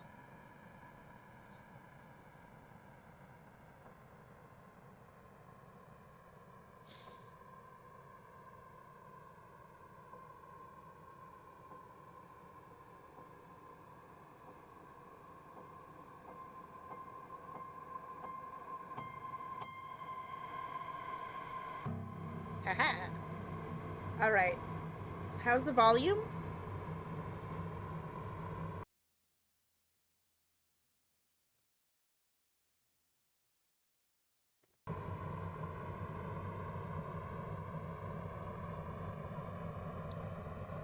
I guess I'm just gonna have to hope that it's okay and go from there. Progress is automatically saved in the beginning of each scene.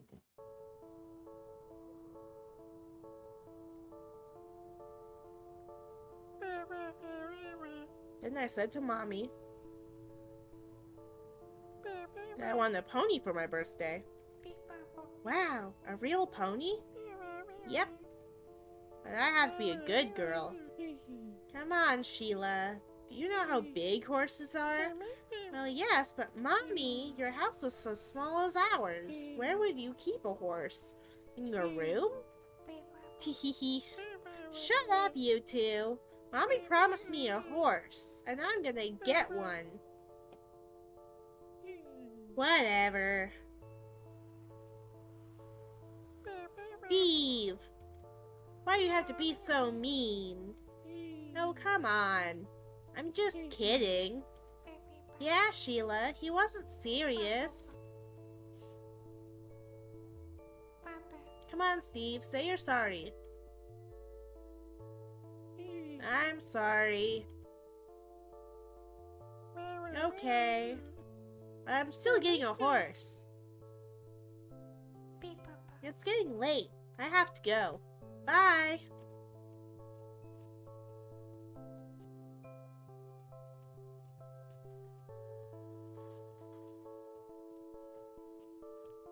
Daddy? Yes, sweetheart? I don't want to go to bed. Sorry, Pumpkin. It's getting late. And you're grumpy if you don't sleep. No, I'm not. Yes, you are. All you little monkeys are. Dad! I'm not a monkey. Are you sure? Well... Yes! I could swear that you're a monkey. Such a long tail and all. Tee hee hee. Daddy, you're so funny. Thanks, but compliments won't get you anywhere. Off to bed now. But Dad... No buts. You said buts. I did, didn't I? Let's not tell Mom, okay? Okay, but only if you tell me a story. You got a deal. Let me think. Okay, here goes. There was once this beautiful princess who lived with her mom and dad in a beautiful kingdom far, far away. There was places where anything was possible. But should be inquisitive, afraid, or excited. I think we should be excited. Wow, what happened next? Hang on, let me think. Everything was peachy during the day, but at nightfall, everything changed. That was when the monster woke up. They started to hunt for the princess. If she'd been naughty, the monster would know. Daddy, this is too scary. Hang on, it'll be alright. You'll see. Now, the problem with the monster was that nobody knew what it looked like. So the monster could be anywhere, but only during the nights. And the princess didn't have to worry about, as long as she'd behave. But that wasn't always so easy. You should be afraid. Will the monster take me if I'm naughty? Of course not, dear. It's okay. Upstairs. Hang on. Get going. Come on, I can't stop here. She'll have nightmares for Christ's sake. You can finish the story tomorrow. Guests are here any minute. But off to bed. Now. Chapter 1. The Night. There's nothing to be afraid of.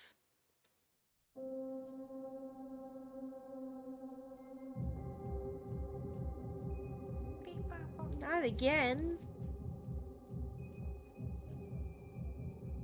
If I'm a good girl, maybe the monster won't come.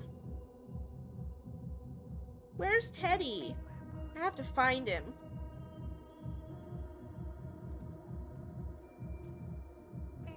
Teddy? Are you there?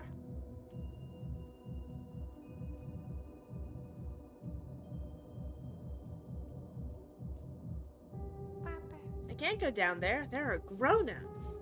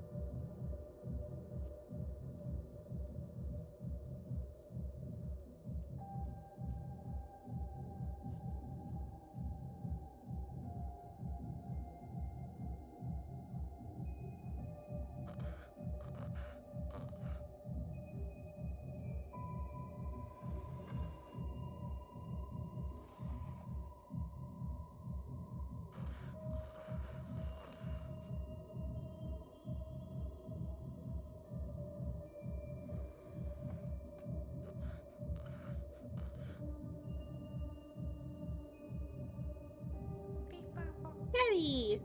There you are. What did you say? There's something in the closet? I don't know. It's something nice? You promise? But there's nothing there. Wow! What is that?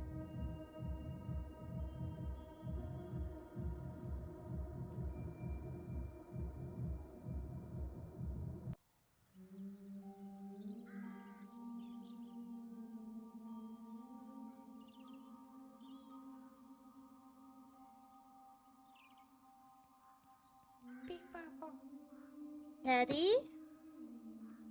Is that you? But how? Is it wonderful? What is this place? It's whatever you want it to be. It's our little secret, a place for just the two of us. Here, nothing can hurt you or make you feel bad. But the monster, that's why we're here. I'm gonna help you to find the monster and show you there's nothing to it. Let's get going. Wait a minute. Confront, get angry, or quail. Confront. How is this possible, and how come I'm real? Well, yes. Oh, Sweetie Belle, I'm your best friend. I've always been here. Come on, Sugar Puffs. There's nothing to be afraid of. Promise? I promise. Go on. Lead the way. I'm right behind you.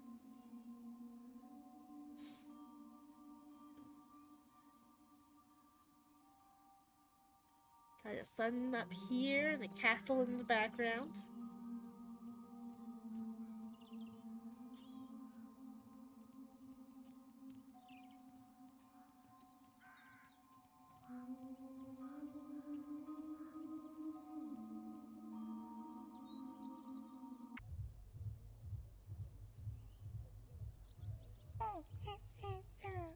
Dum.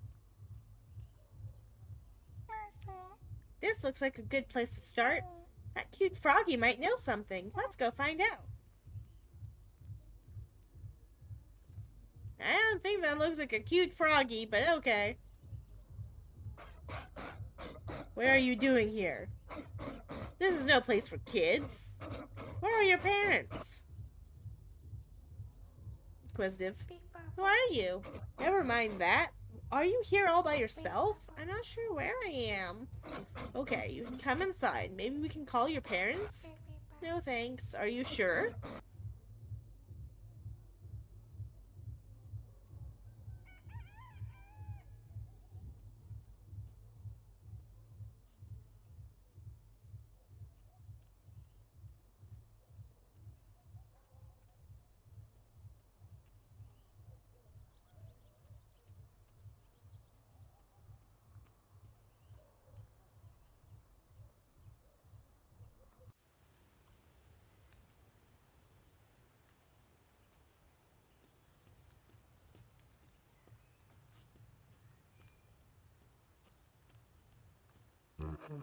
In a minute. Let me finish this first.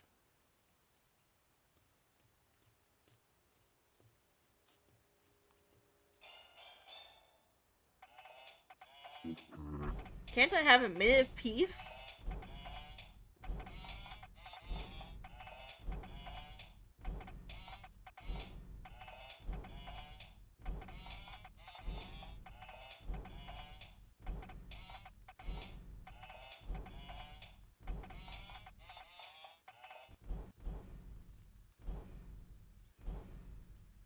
Can't go up there and knock over the alcohol.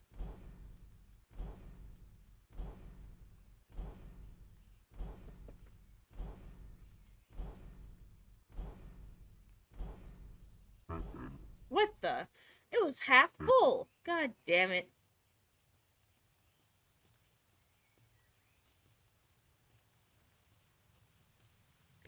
Excuse me, mister. What do you want? There's a monster. Yeah, you're staring at one. Come on. I was just kidding. What does this monster of yours look like? Answer. Well, it looks like a frog. And, it looks like a monster. Don't we all, sweetheart? What do you want me to do about it? To help because I'm, well, use some action for a change. Let's go see this monster of yours.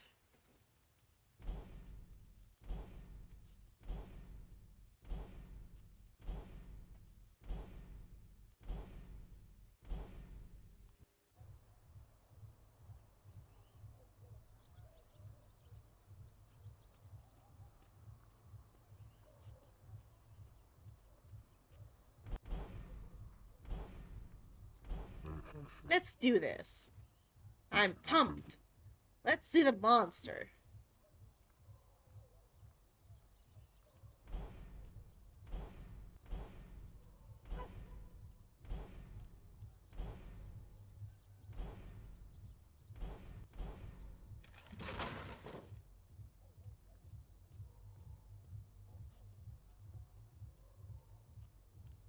Hey, mister. Are you alright?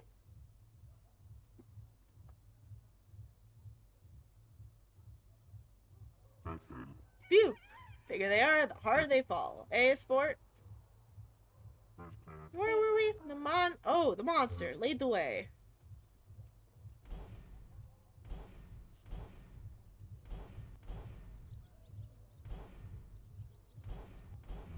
Whoops. Onwards. Wahaha. Oh no.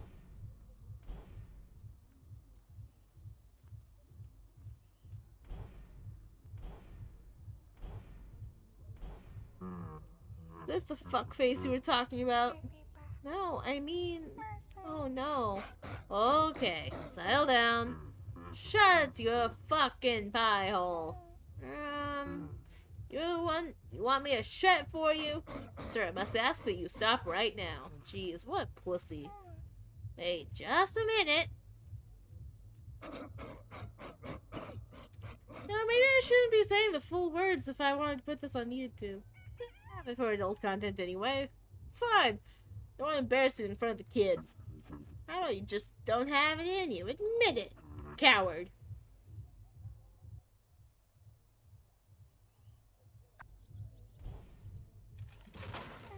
Oh no. Please don't cry. We'll look for the monster some other time. I'm sorry.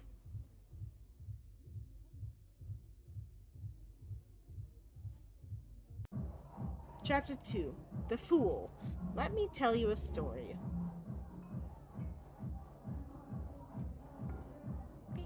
Teddy, I know, but... I know you are. Okay. You promise?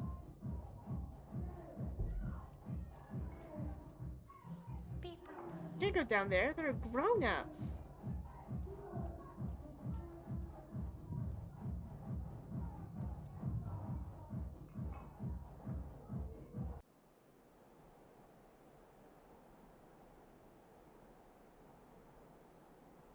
She's older now.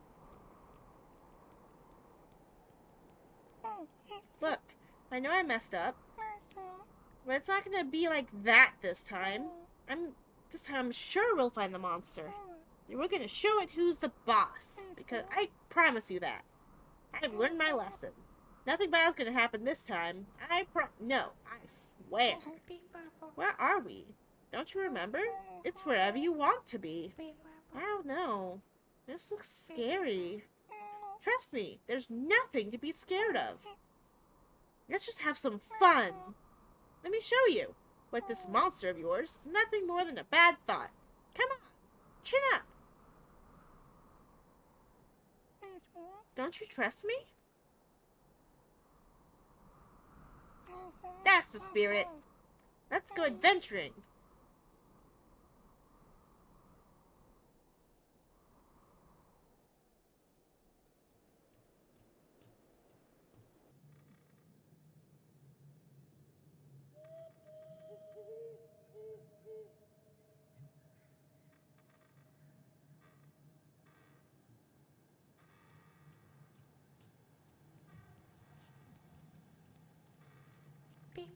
Betty, it's dark. And the sounds. The monster must be near. Don't be afraid, dear. There's no reason for it. Remember, I'm with you.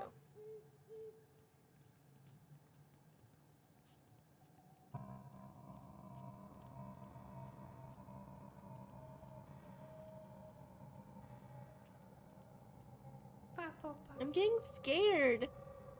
Where are you taking me? It's gonna be fun. I promise. You just need to walk a little bit further. Monster, just relax and enjoy yourself. It's not gonna be like last time.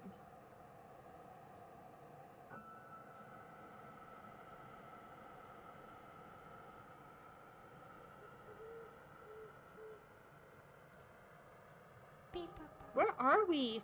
I want to go home. Oh dear. Look, we're almost there. I'm sure of it. Do we know where we are? But of course. Come on. Let's get moving.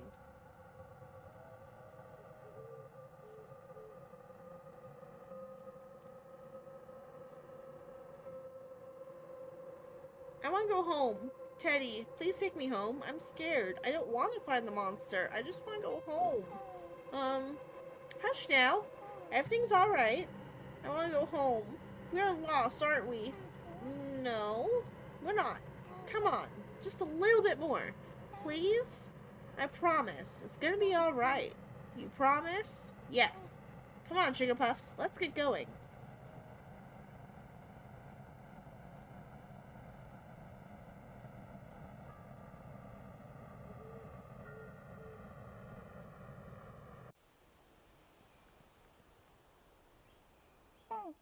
See? I told you it'd be alright. What are those green things? Fireflies! Aren't they beautiful? Oh, Teddy, they're so pretty. They're like stars.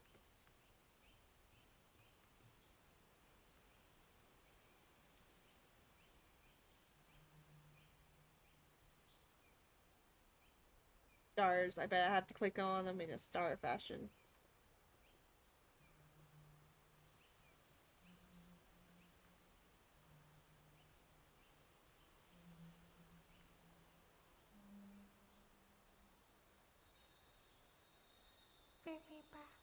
Wow.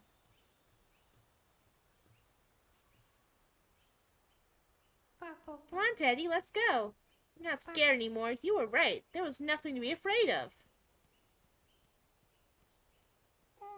That's what I've said all along. I'm sure we'll find that monster. There's nothing to be afraid of. You'll see. Let's get going.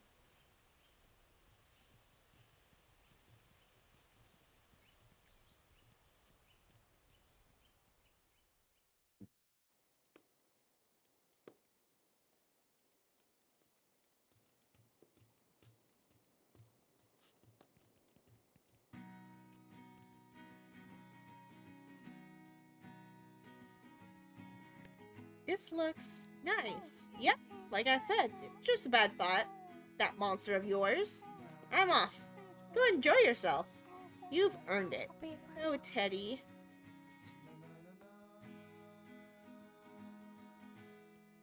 Thank you.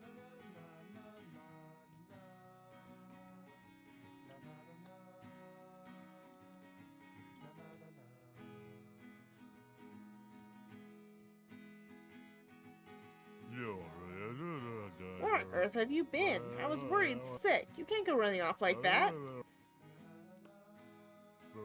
There, it's alright. Come on, let's sit down. You're freezing. Let's get you warmed up.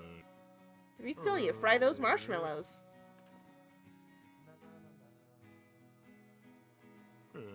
Now that's better.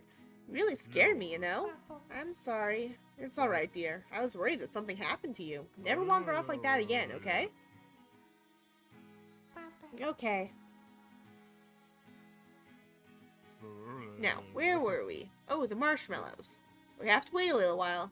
The fire isn't ready yet. Hey, want to hear a story? I used to tell you stories when you were a bit younger. Funny how time flies. Feels like yesterday. Yes, please, tell me a story. Very well. Thy wish is my command. This story is a funny one. Not one bit scary. Promise? I promise. That teddy bear of yours, did you know that he was once a real bear? Laugh. Teehee. Yes, he was. He lived here in the woods with his pals and family. At a cozy little cave by a little pond. Those bears got everything going for them. One day, one of those bears was walking in the forest. This bear was special. He was the only purple one in the whole bunch. There are no purple bears. Oh yes, there are. But only one in the whole wide world. Sometimes this purple bear felt lonely, because he was different from the other bears. That's why the bear liked to walk alone in the woods. Now, as the bear was taking his walk, he suddenly saw this little girl behind the bushes. The bear got curious. Tell me what happened next. Well, the purple bear had his usual route, but this time he decided to go for an adventure. He was not disappointed. The bear hadn't seen anything like the girl before. He watched her behind a tree. The girl was so pretty, the bear thought. The bear stepped on a straw. The girl heard that. What's wrong? Promised the story wouldn't be scary. I did, didn't I? Let me think. At first the girl was scared, but then she saw this purple bear, and she saw that the bear wasn't scary at all. The bear wasn't scared either. The bear knew the girl was different from him, but he didn't care. Bear thought maybe she can be my friend, and I don't have to be alone anymore. They stood there for a while, looking at each other. The girl saw the bear smile. They started walking towards each other. The girl was happy. Hang on, dear, I have to take this. Hank, my main man. What's happening? Nothing here, same old, same old. Can't come, I'm camping with her. Yeah, tell me about it. What a man's gotta do what a man's gotta do. Nah, I don't think so. Well, I guess you could come. Well, alright. Come on down here then. We're not that far away from the interstate. Got drinks and food. What about her? It's late and she goes to sleep right about now. Cool, call me when you're a little closer. Cheers. See you soon. I don't like that her dad's just gonna call over friends and stuff. I mean, he's supposed to be camping with his daughter. Zan, I wanted to hear the story. Come on, time to go to bed. You promised. Don't be like that. It's late anyways. But you promised. You stop that right now. I don't want to hear any whining from a big girl like you. Now go to the tent and start sleeping.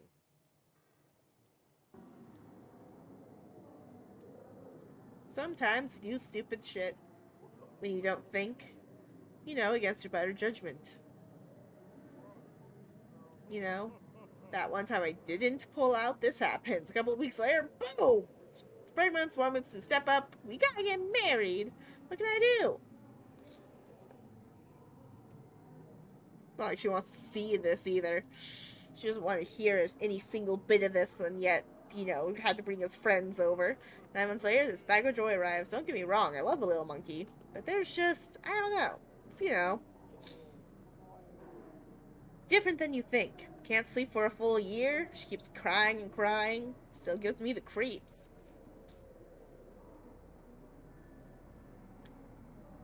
Shit with the missus. Don't get me started.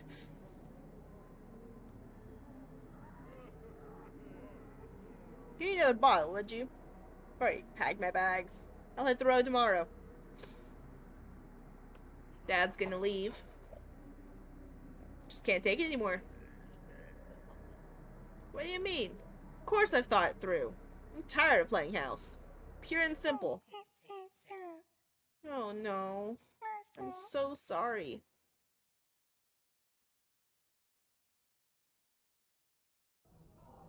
The princess. You're not a child anymore. Teddy. How could you? Where is he? Teddy? Where are you? Teddy?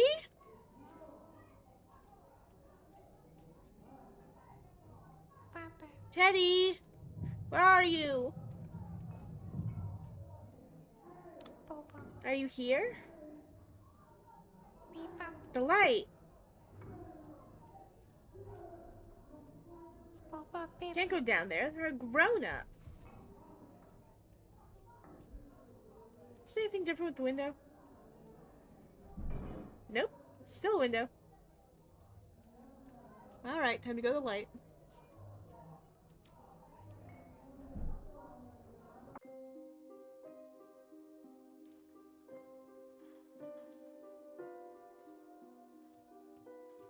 She's a teen.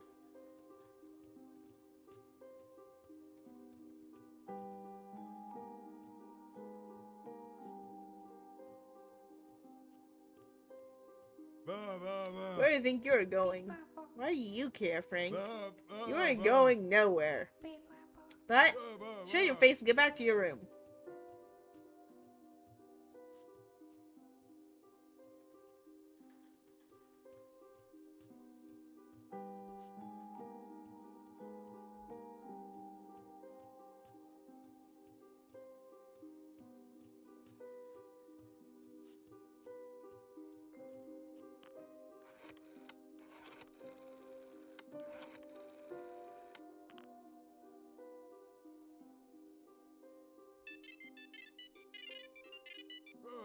Yes? Hello, this is...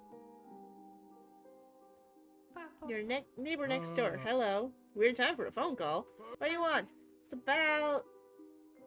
your car. It's not your car. What about it? Well... cops checking it out. Police checking it out. You're shooting me, right? No, I would have heard the police. I've been home all evening.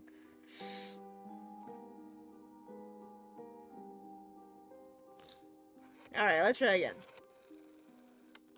I bet if we say that someone scratched it, he'll get going.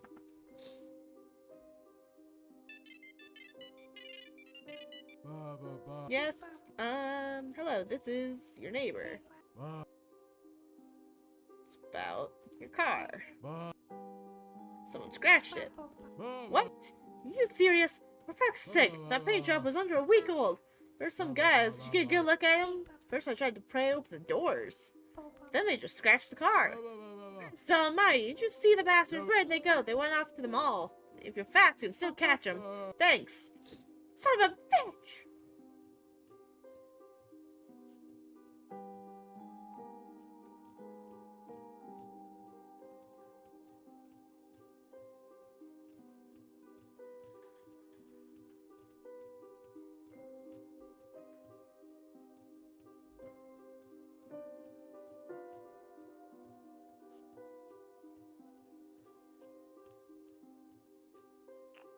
Where the hell are you going in the middle of the night? Behind my back, making my words like, where are you going? Don't babble like an idiot. Answer the question. I'm going for a party with my friends. Oh, a party, how nice. Whoring, drinking, and drugs. Or whatever else kids these days do. Go on then, I hope you have the time of your life. Some of these days. You'll get what's coming for you. What a kind mother.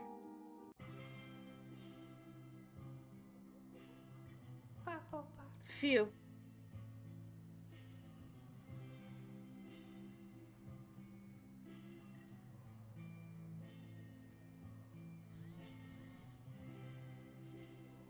Yo, let's meet at the playground. I'm so hyped. See you soon. XOXO.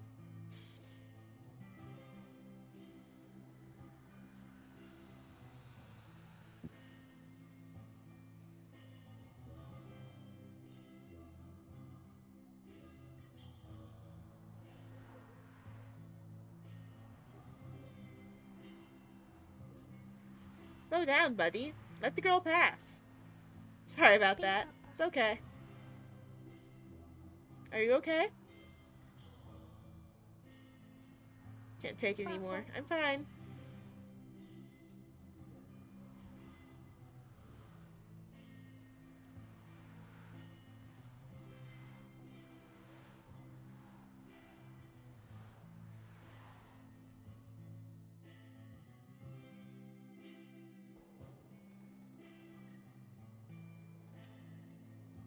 Looks like Sheila and Steve are late. I've got some time to kill.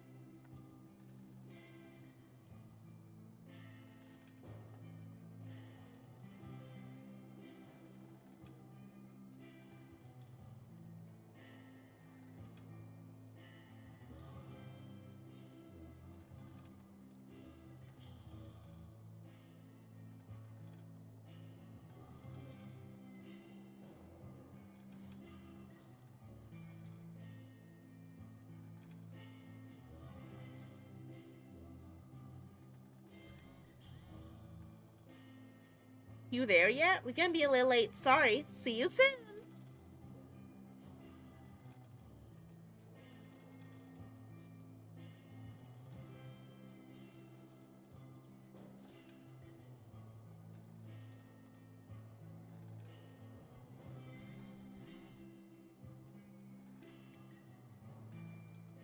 Quote unquote dad. Where the fuck are you? Get back home now. Hey, Mom said I could go.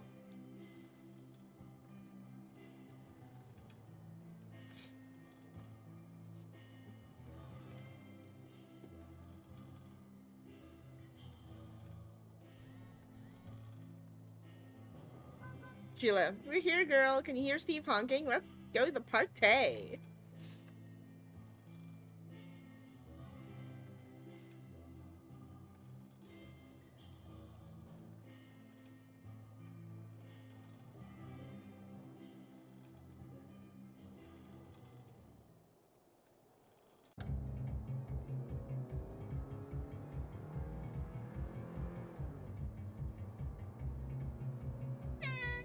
What's up, girl? Hello, guys. Sorry we're late. Steve had some engine trouble. It's okay. Let's get a party. Did you get everything? Well, yes. I had some trouble. We're gonna bring the house down tonight. Booyah! Steve, we need to get there today. Going as fast as I can. The party ain't going nowhere. God! Sorry I asked. I was gonna get so wasted tonight. How do you want to roll? Shot or beer? Whatever works. Whatever works, right? Right. Steve and I were talking the other day. We realized that although we've known each other since play school, we don't know anything about you. So, well, I think that's odd. It's one of my oldest friends is almost a stranger. I never really thought about it until now. But I, for one, I want to know who I'm riding with. Tell us something. Something embarrassing. Promise to tell you something too. I, used to think that there's a monster in my closet. Monster, eh? Had any luck catching it? No. No, it's more of a scary thought. I actually know that the boogeyman is real, you know. How come? Because it sounds like you should be hunting for my Steve. Who can be such a huge asshole sometimes. No? Why? What's wrong with him? Nothing, but so Steve's too good for you, huh? Jesus Christ, Sheila. I'm sorry, I don't know what came over me. There's been a lot of that lately. So tell me about this monster of yours. What's it look like? I don't know. I'm not sure. I bet it's just your imagination playing tricks on you. I'm not a child anymore, you know. Pay no attention to Sheila. We all have our monsters. There's no shame in that. Steve! God, I'm so sorry.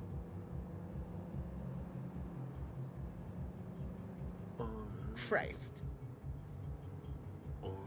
All out of smokes. Sheila, could you pass me a new pack? Fuck you, Steve.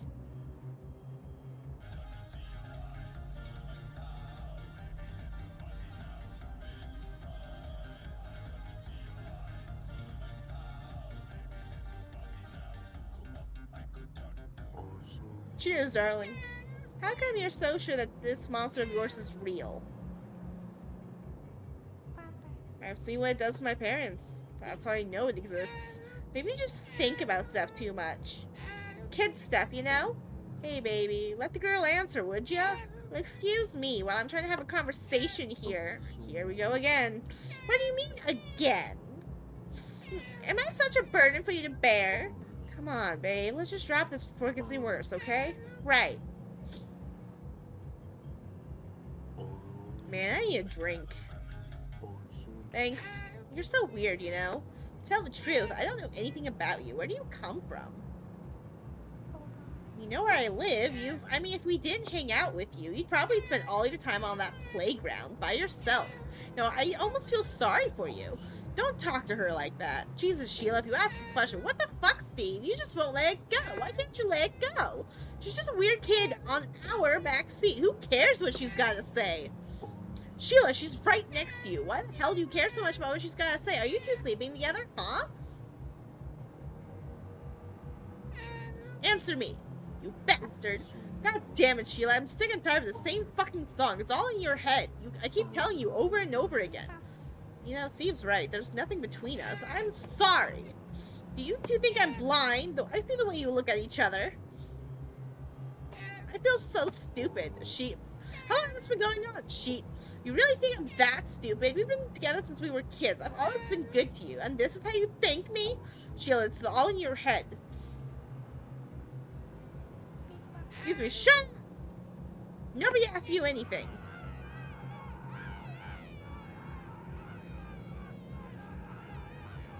Is anyone looking where we're going? Look out! Guess the answer to my question is no.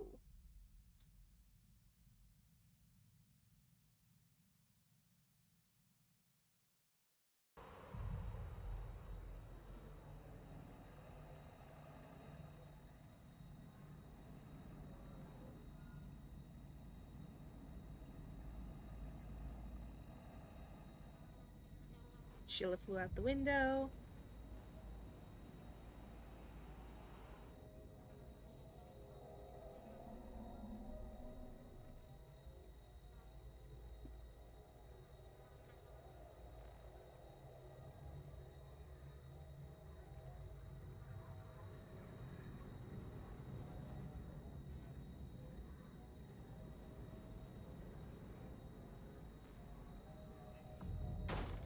Oof.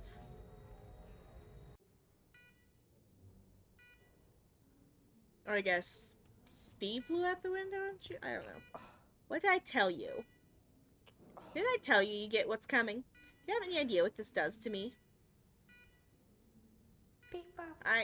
You're happy to be alive. Do you know what happened to your friends? I don't know what happened. Are you serious? Yeah, you have no idea what you've been up to? No. That friend of yours, Steve, was drunk, and he drove a car, and then the car crashed. What happened to Sheila and Steve? They're both dead. That poor girl in the front seat got smashed through the windshield. I'm so ashamed of you. I hope you're proud of yourself. Oh no. Oh no. The only reason you're still alive is that someone pulled you out of the wreck. But that doesn't bring back your friends, now does it?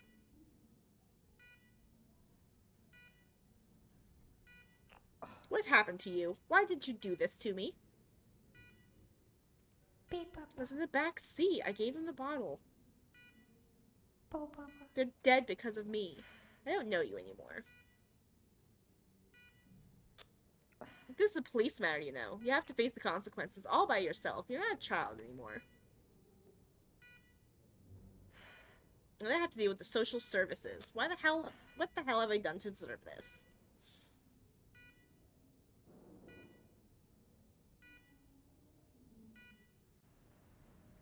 Chapter 4, The Matriarch. You've ruined everything.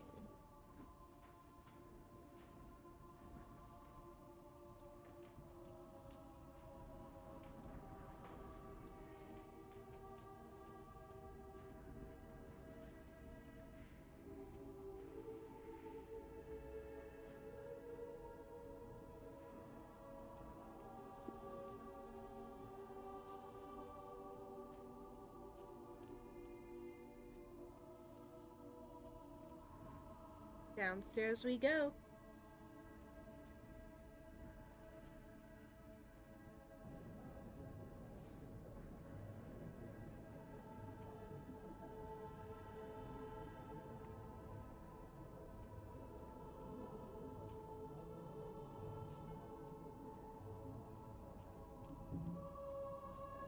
Passing all the adults with yellow eyes.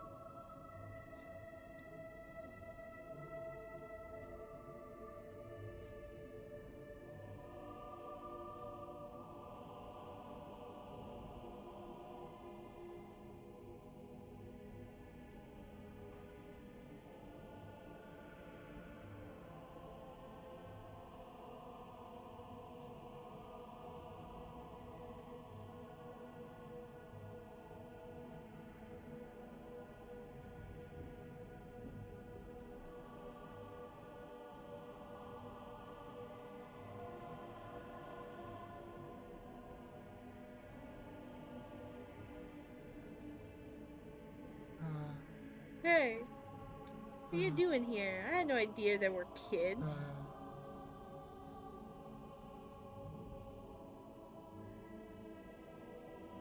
Look, you don't have to worry. We're just having a wee bit of fun. Everything's under control here. You should go back to bed. I'm afraid. Now, don't be silly. We're having a good time. No need for worries. Now, off to bed. Hey, mister, I can't sleep because of the noise. That's too bad. Have you tried hard enough? Well, yes. Try a bit hard now, okay? Can't sleep because of the noise. Don't get cocky with me. It's not like this happens every night. Now, you start to piss me off. Fuck this. I'm out of here.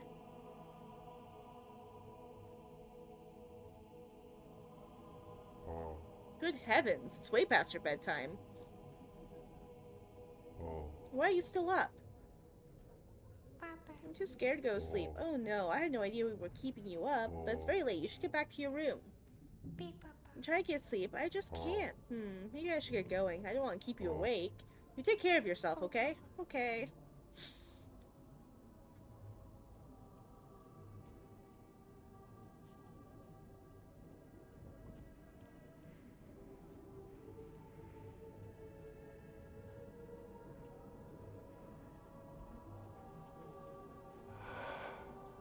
Hey, you, come here.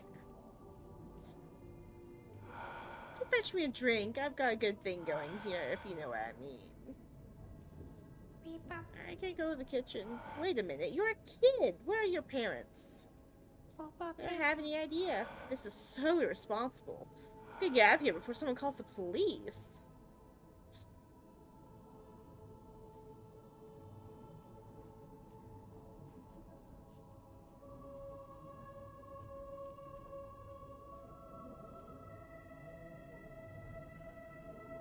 There's another woman in white over here, so...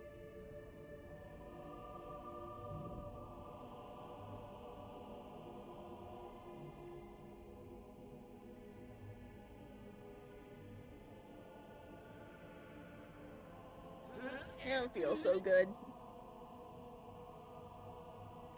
Are you alright? That last one was too much. I feel terrible.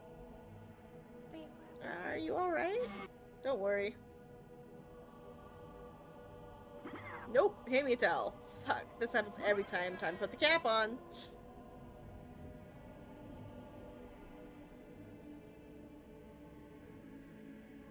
Okay, now we can go out the front door, because we've talked to all the people that can be talked to.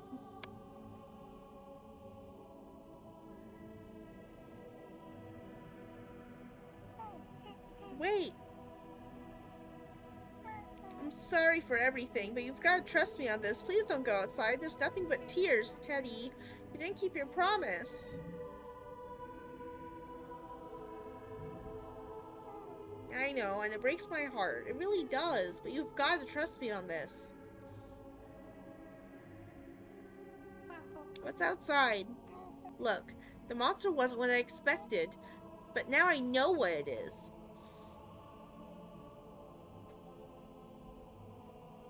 Don't go out there. Don't want you to get hurt. Oh, Teddy.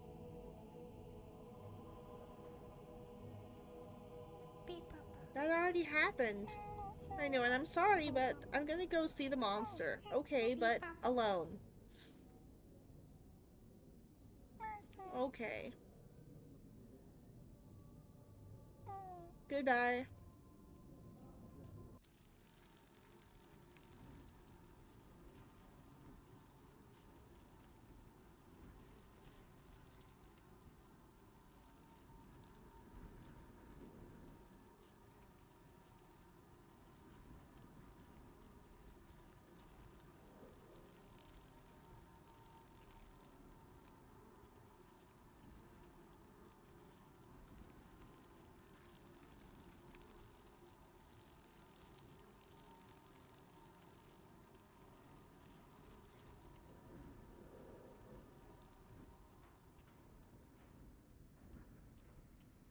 I lost control.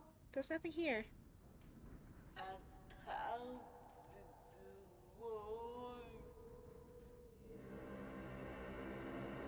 Oh, there's definitely something here, that's for sure.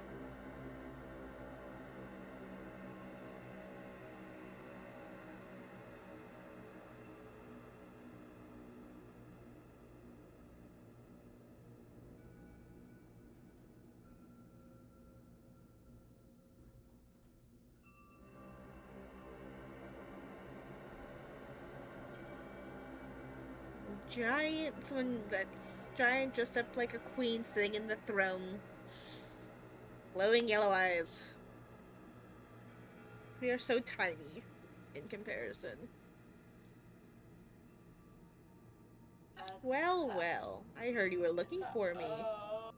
What took you so long? So, what are you doing here? You're the monster. You should shiver to your bones. I've tried my best, giving you everything. You just keep on disappointing me. No matter what I do, how hard I try, it's all about you. You think it's all about you, don't you? For once, step into my shoes. Think about what I've been through, what I had to suffer. I did all for you. And for what? Shame on you. What did I do? Is it obvious? Do I have to spell it out for you? What? I can't believe you. You honestly don't know what this is all about. This is ridiculous, don't you see? You've ruined everything. You forced my hand. I wouldn't be here if it weren't for you. I'm sick because of you. Think I enjoy what I need to do just to survive? I'm the victim here. I live in hell, day in, day out. If it weren't for you, I'd still be married. I wouldn't be alone. I wouldn't feel miserable all the time. I wouldn't be sick. I wouldn't have to do this. You think I enjoy this? No, I speak your mind, and don't mumble like that. This is your fault, not mine. You forced my hand. Just save it. I'm tired of your excuses. It's always someone else's fault. You can't take any kind of responsibility. You just don't understand what it's like to live with this disease. I didn't choose this. I've had enough of you. You're the worst thing that's happened to me. You stole everything from me, giving you my life, and for what? To be left alone, old, broken, and sick. I never asked for this. I haven't done anything. Be quiet. I can't take it anymore. Why do you do this to me? You just take and take and take. Until there's nothing left to give. Tell the truth, I wish you were never born. If I could do it all over again, I would change it all. Good. You better cry. You see, you'll find the monster just by looking at the mirror. This is not my fault. It's all you're doing. You should have stopped me. But you weren't there. But I guess it all worked out for you. You finally got what you wanted, didn't you? How could you do this? How dare you look at me like that? Here I am, laying half dead in this hospital bed, and you dare to look at me like that. You should be ashamed of yourself.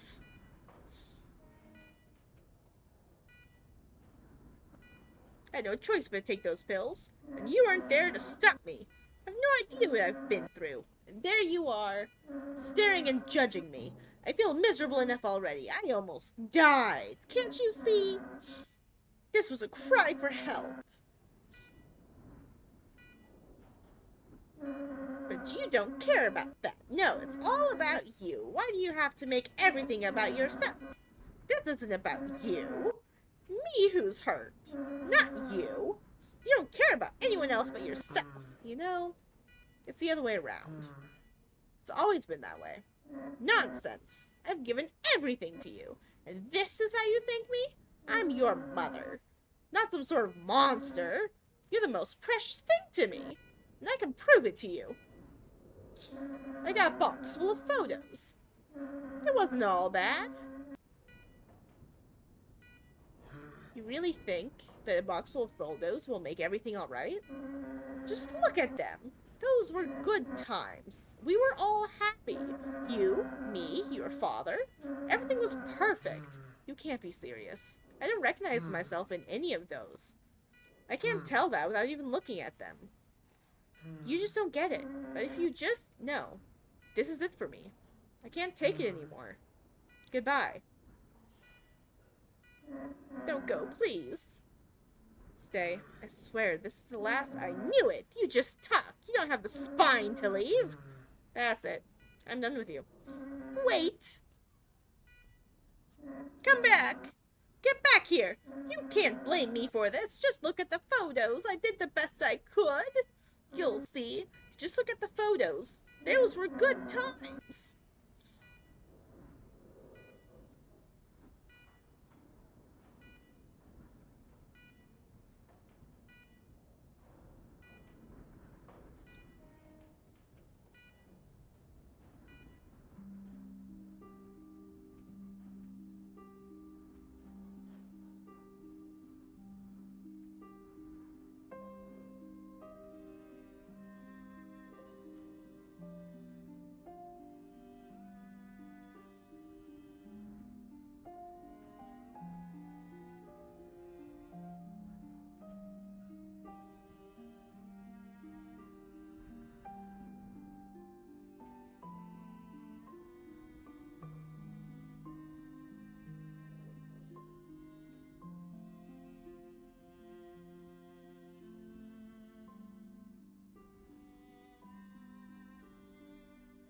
But the monster started off being alcohol.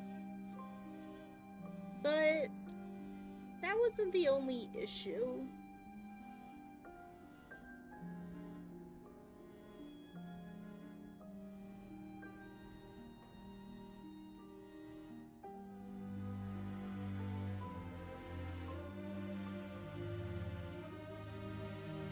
Because obviously her mother wasn't the best. And their mother has to be perfect. I'm definitely not saying that.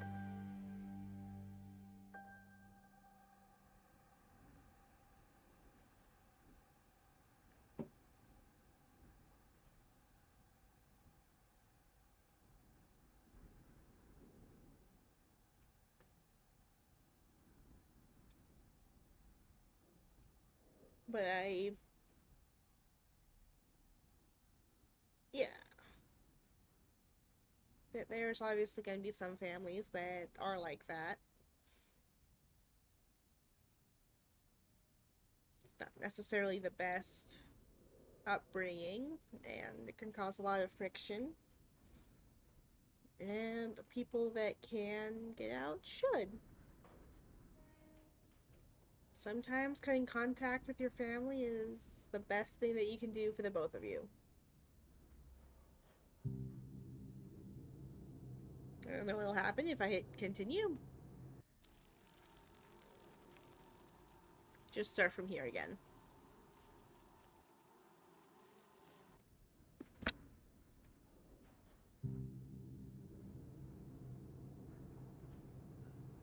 Alright, so that was Lydia.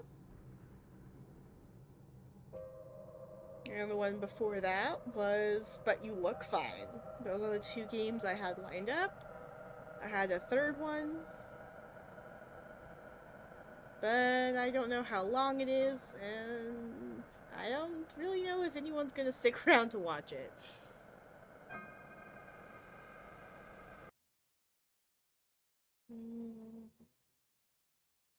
Especially since I have a roommate that's gonna be getting up here like an hour and a half. So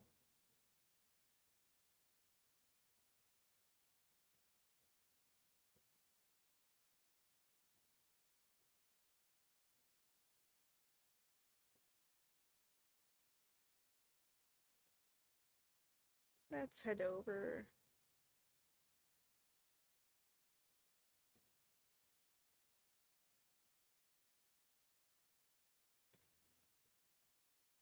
to a good friend.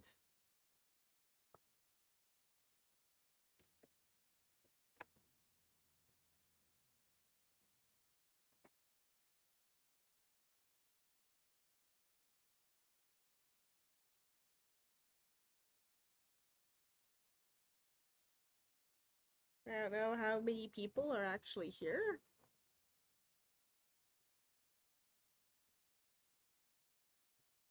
Because I have quite a list of people, but not necessarily. It doesn't really mean that any of the you are actually people. I don't know. Just gonna raid.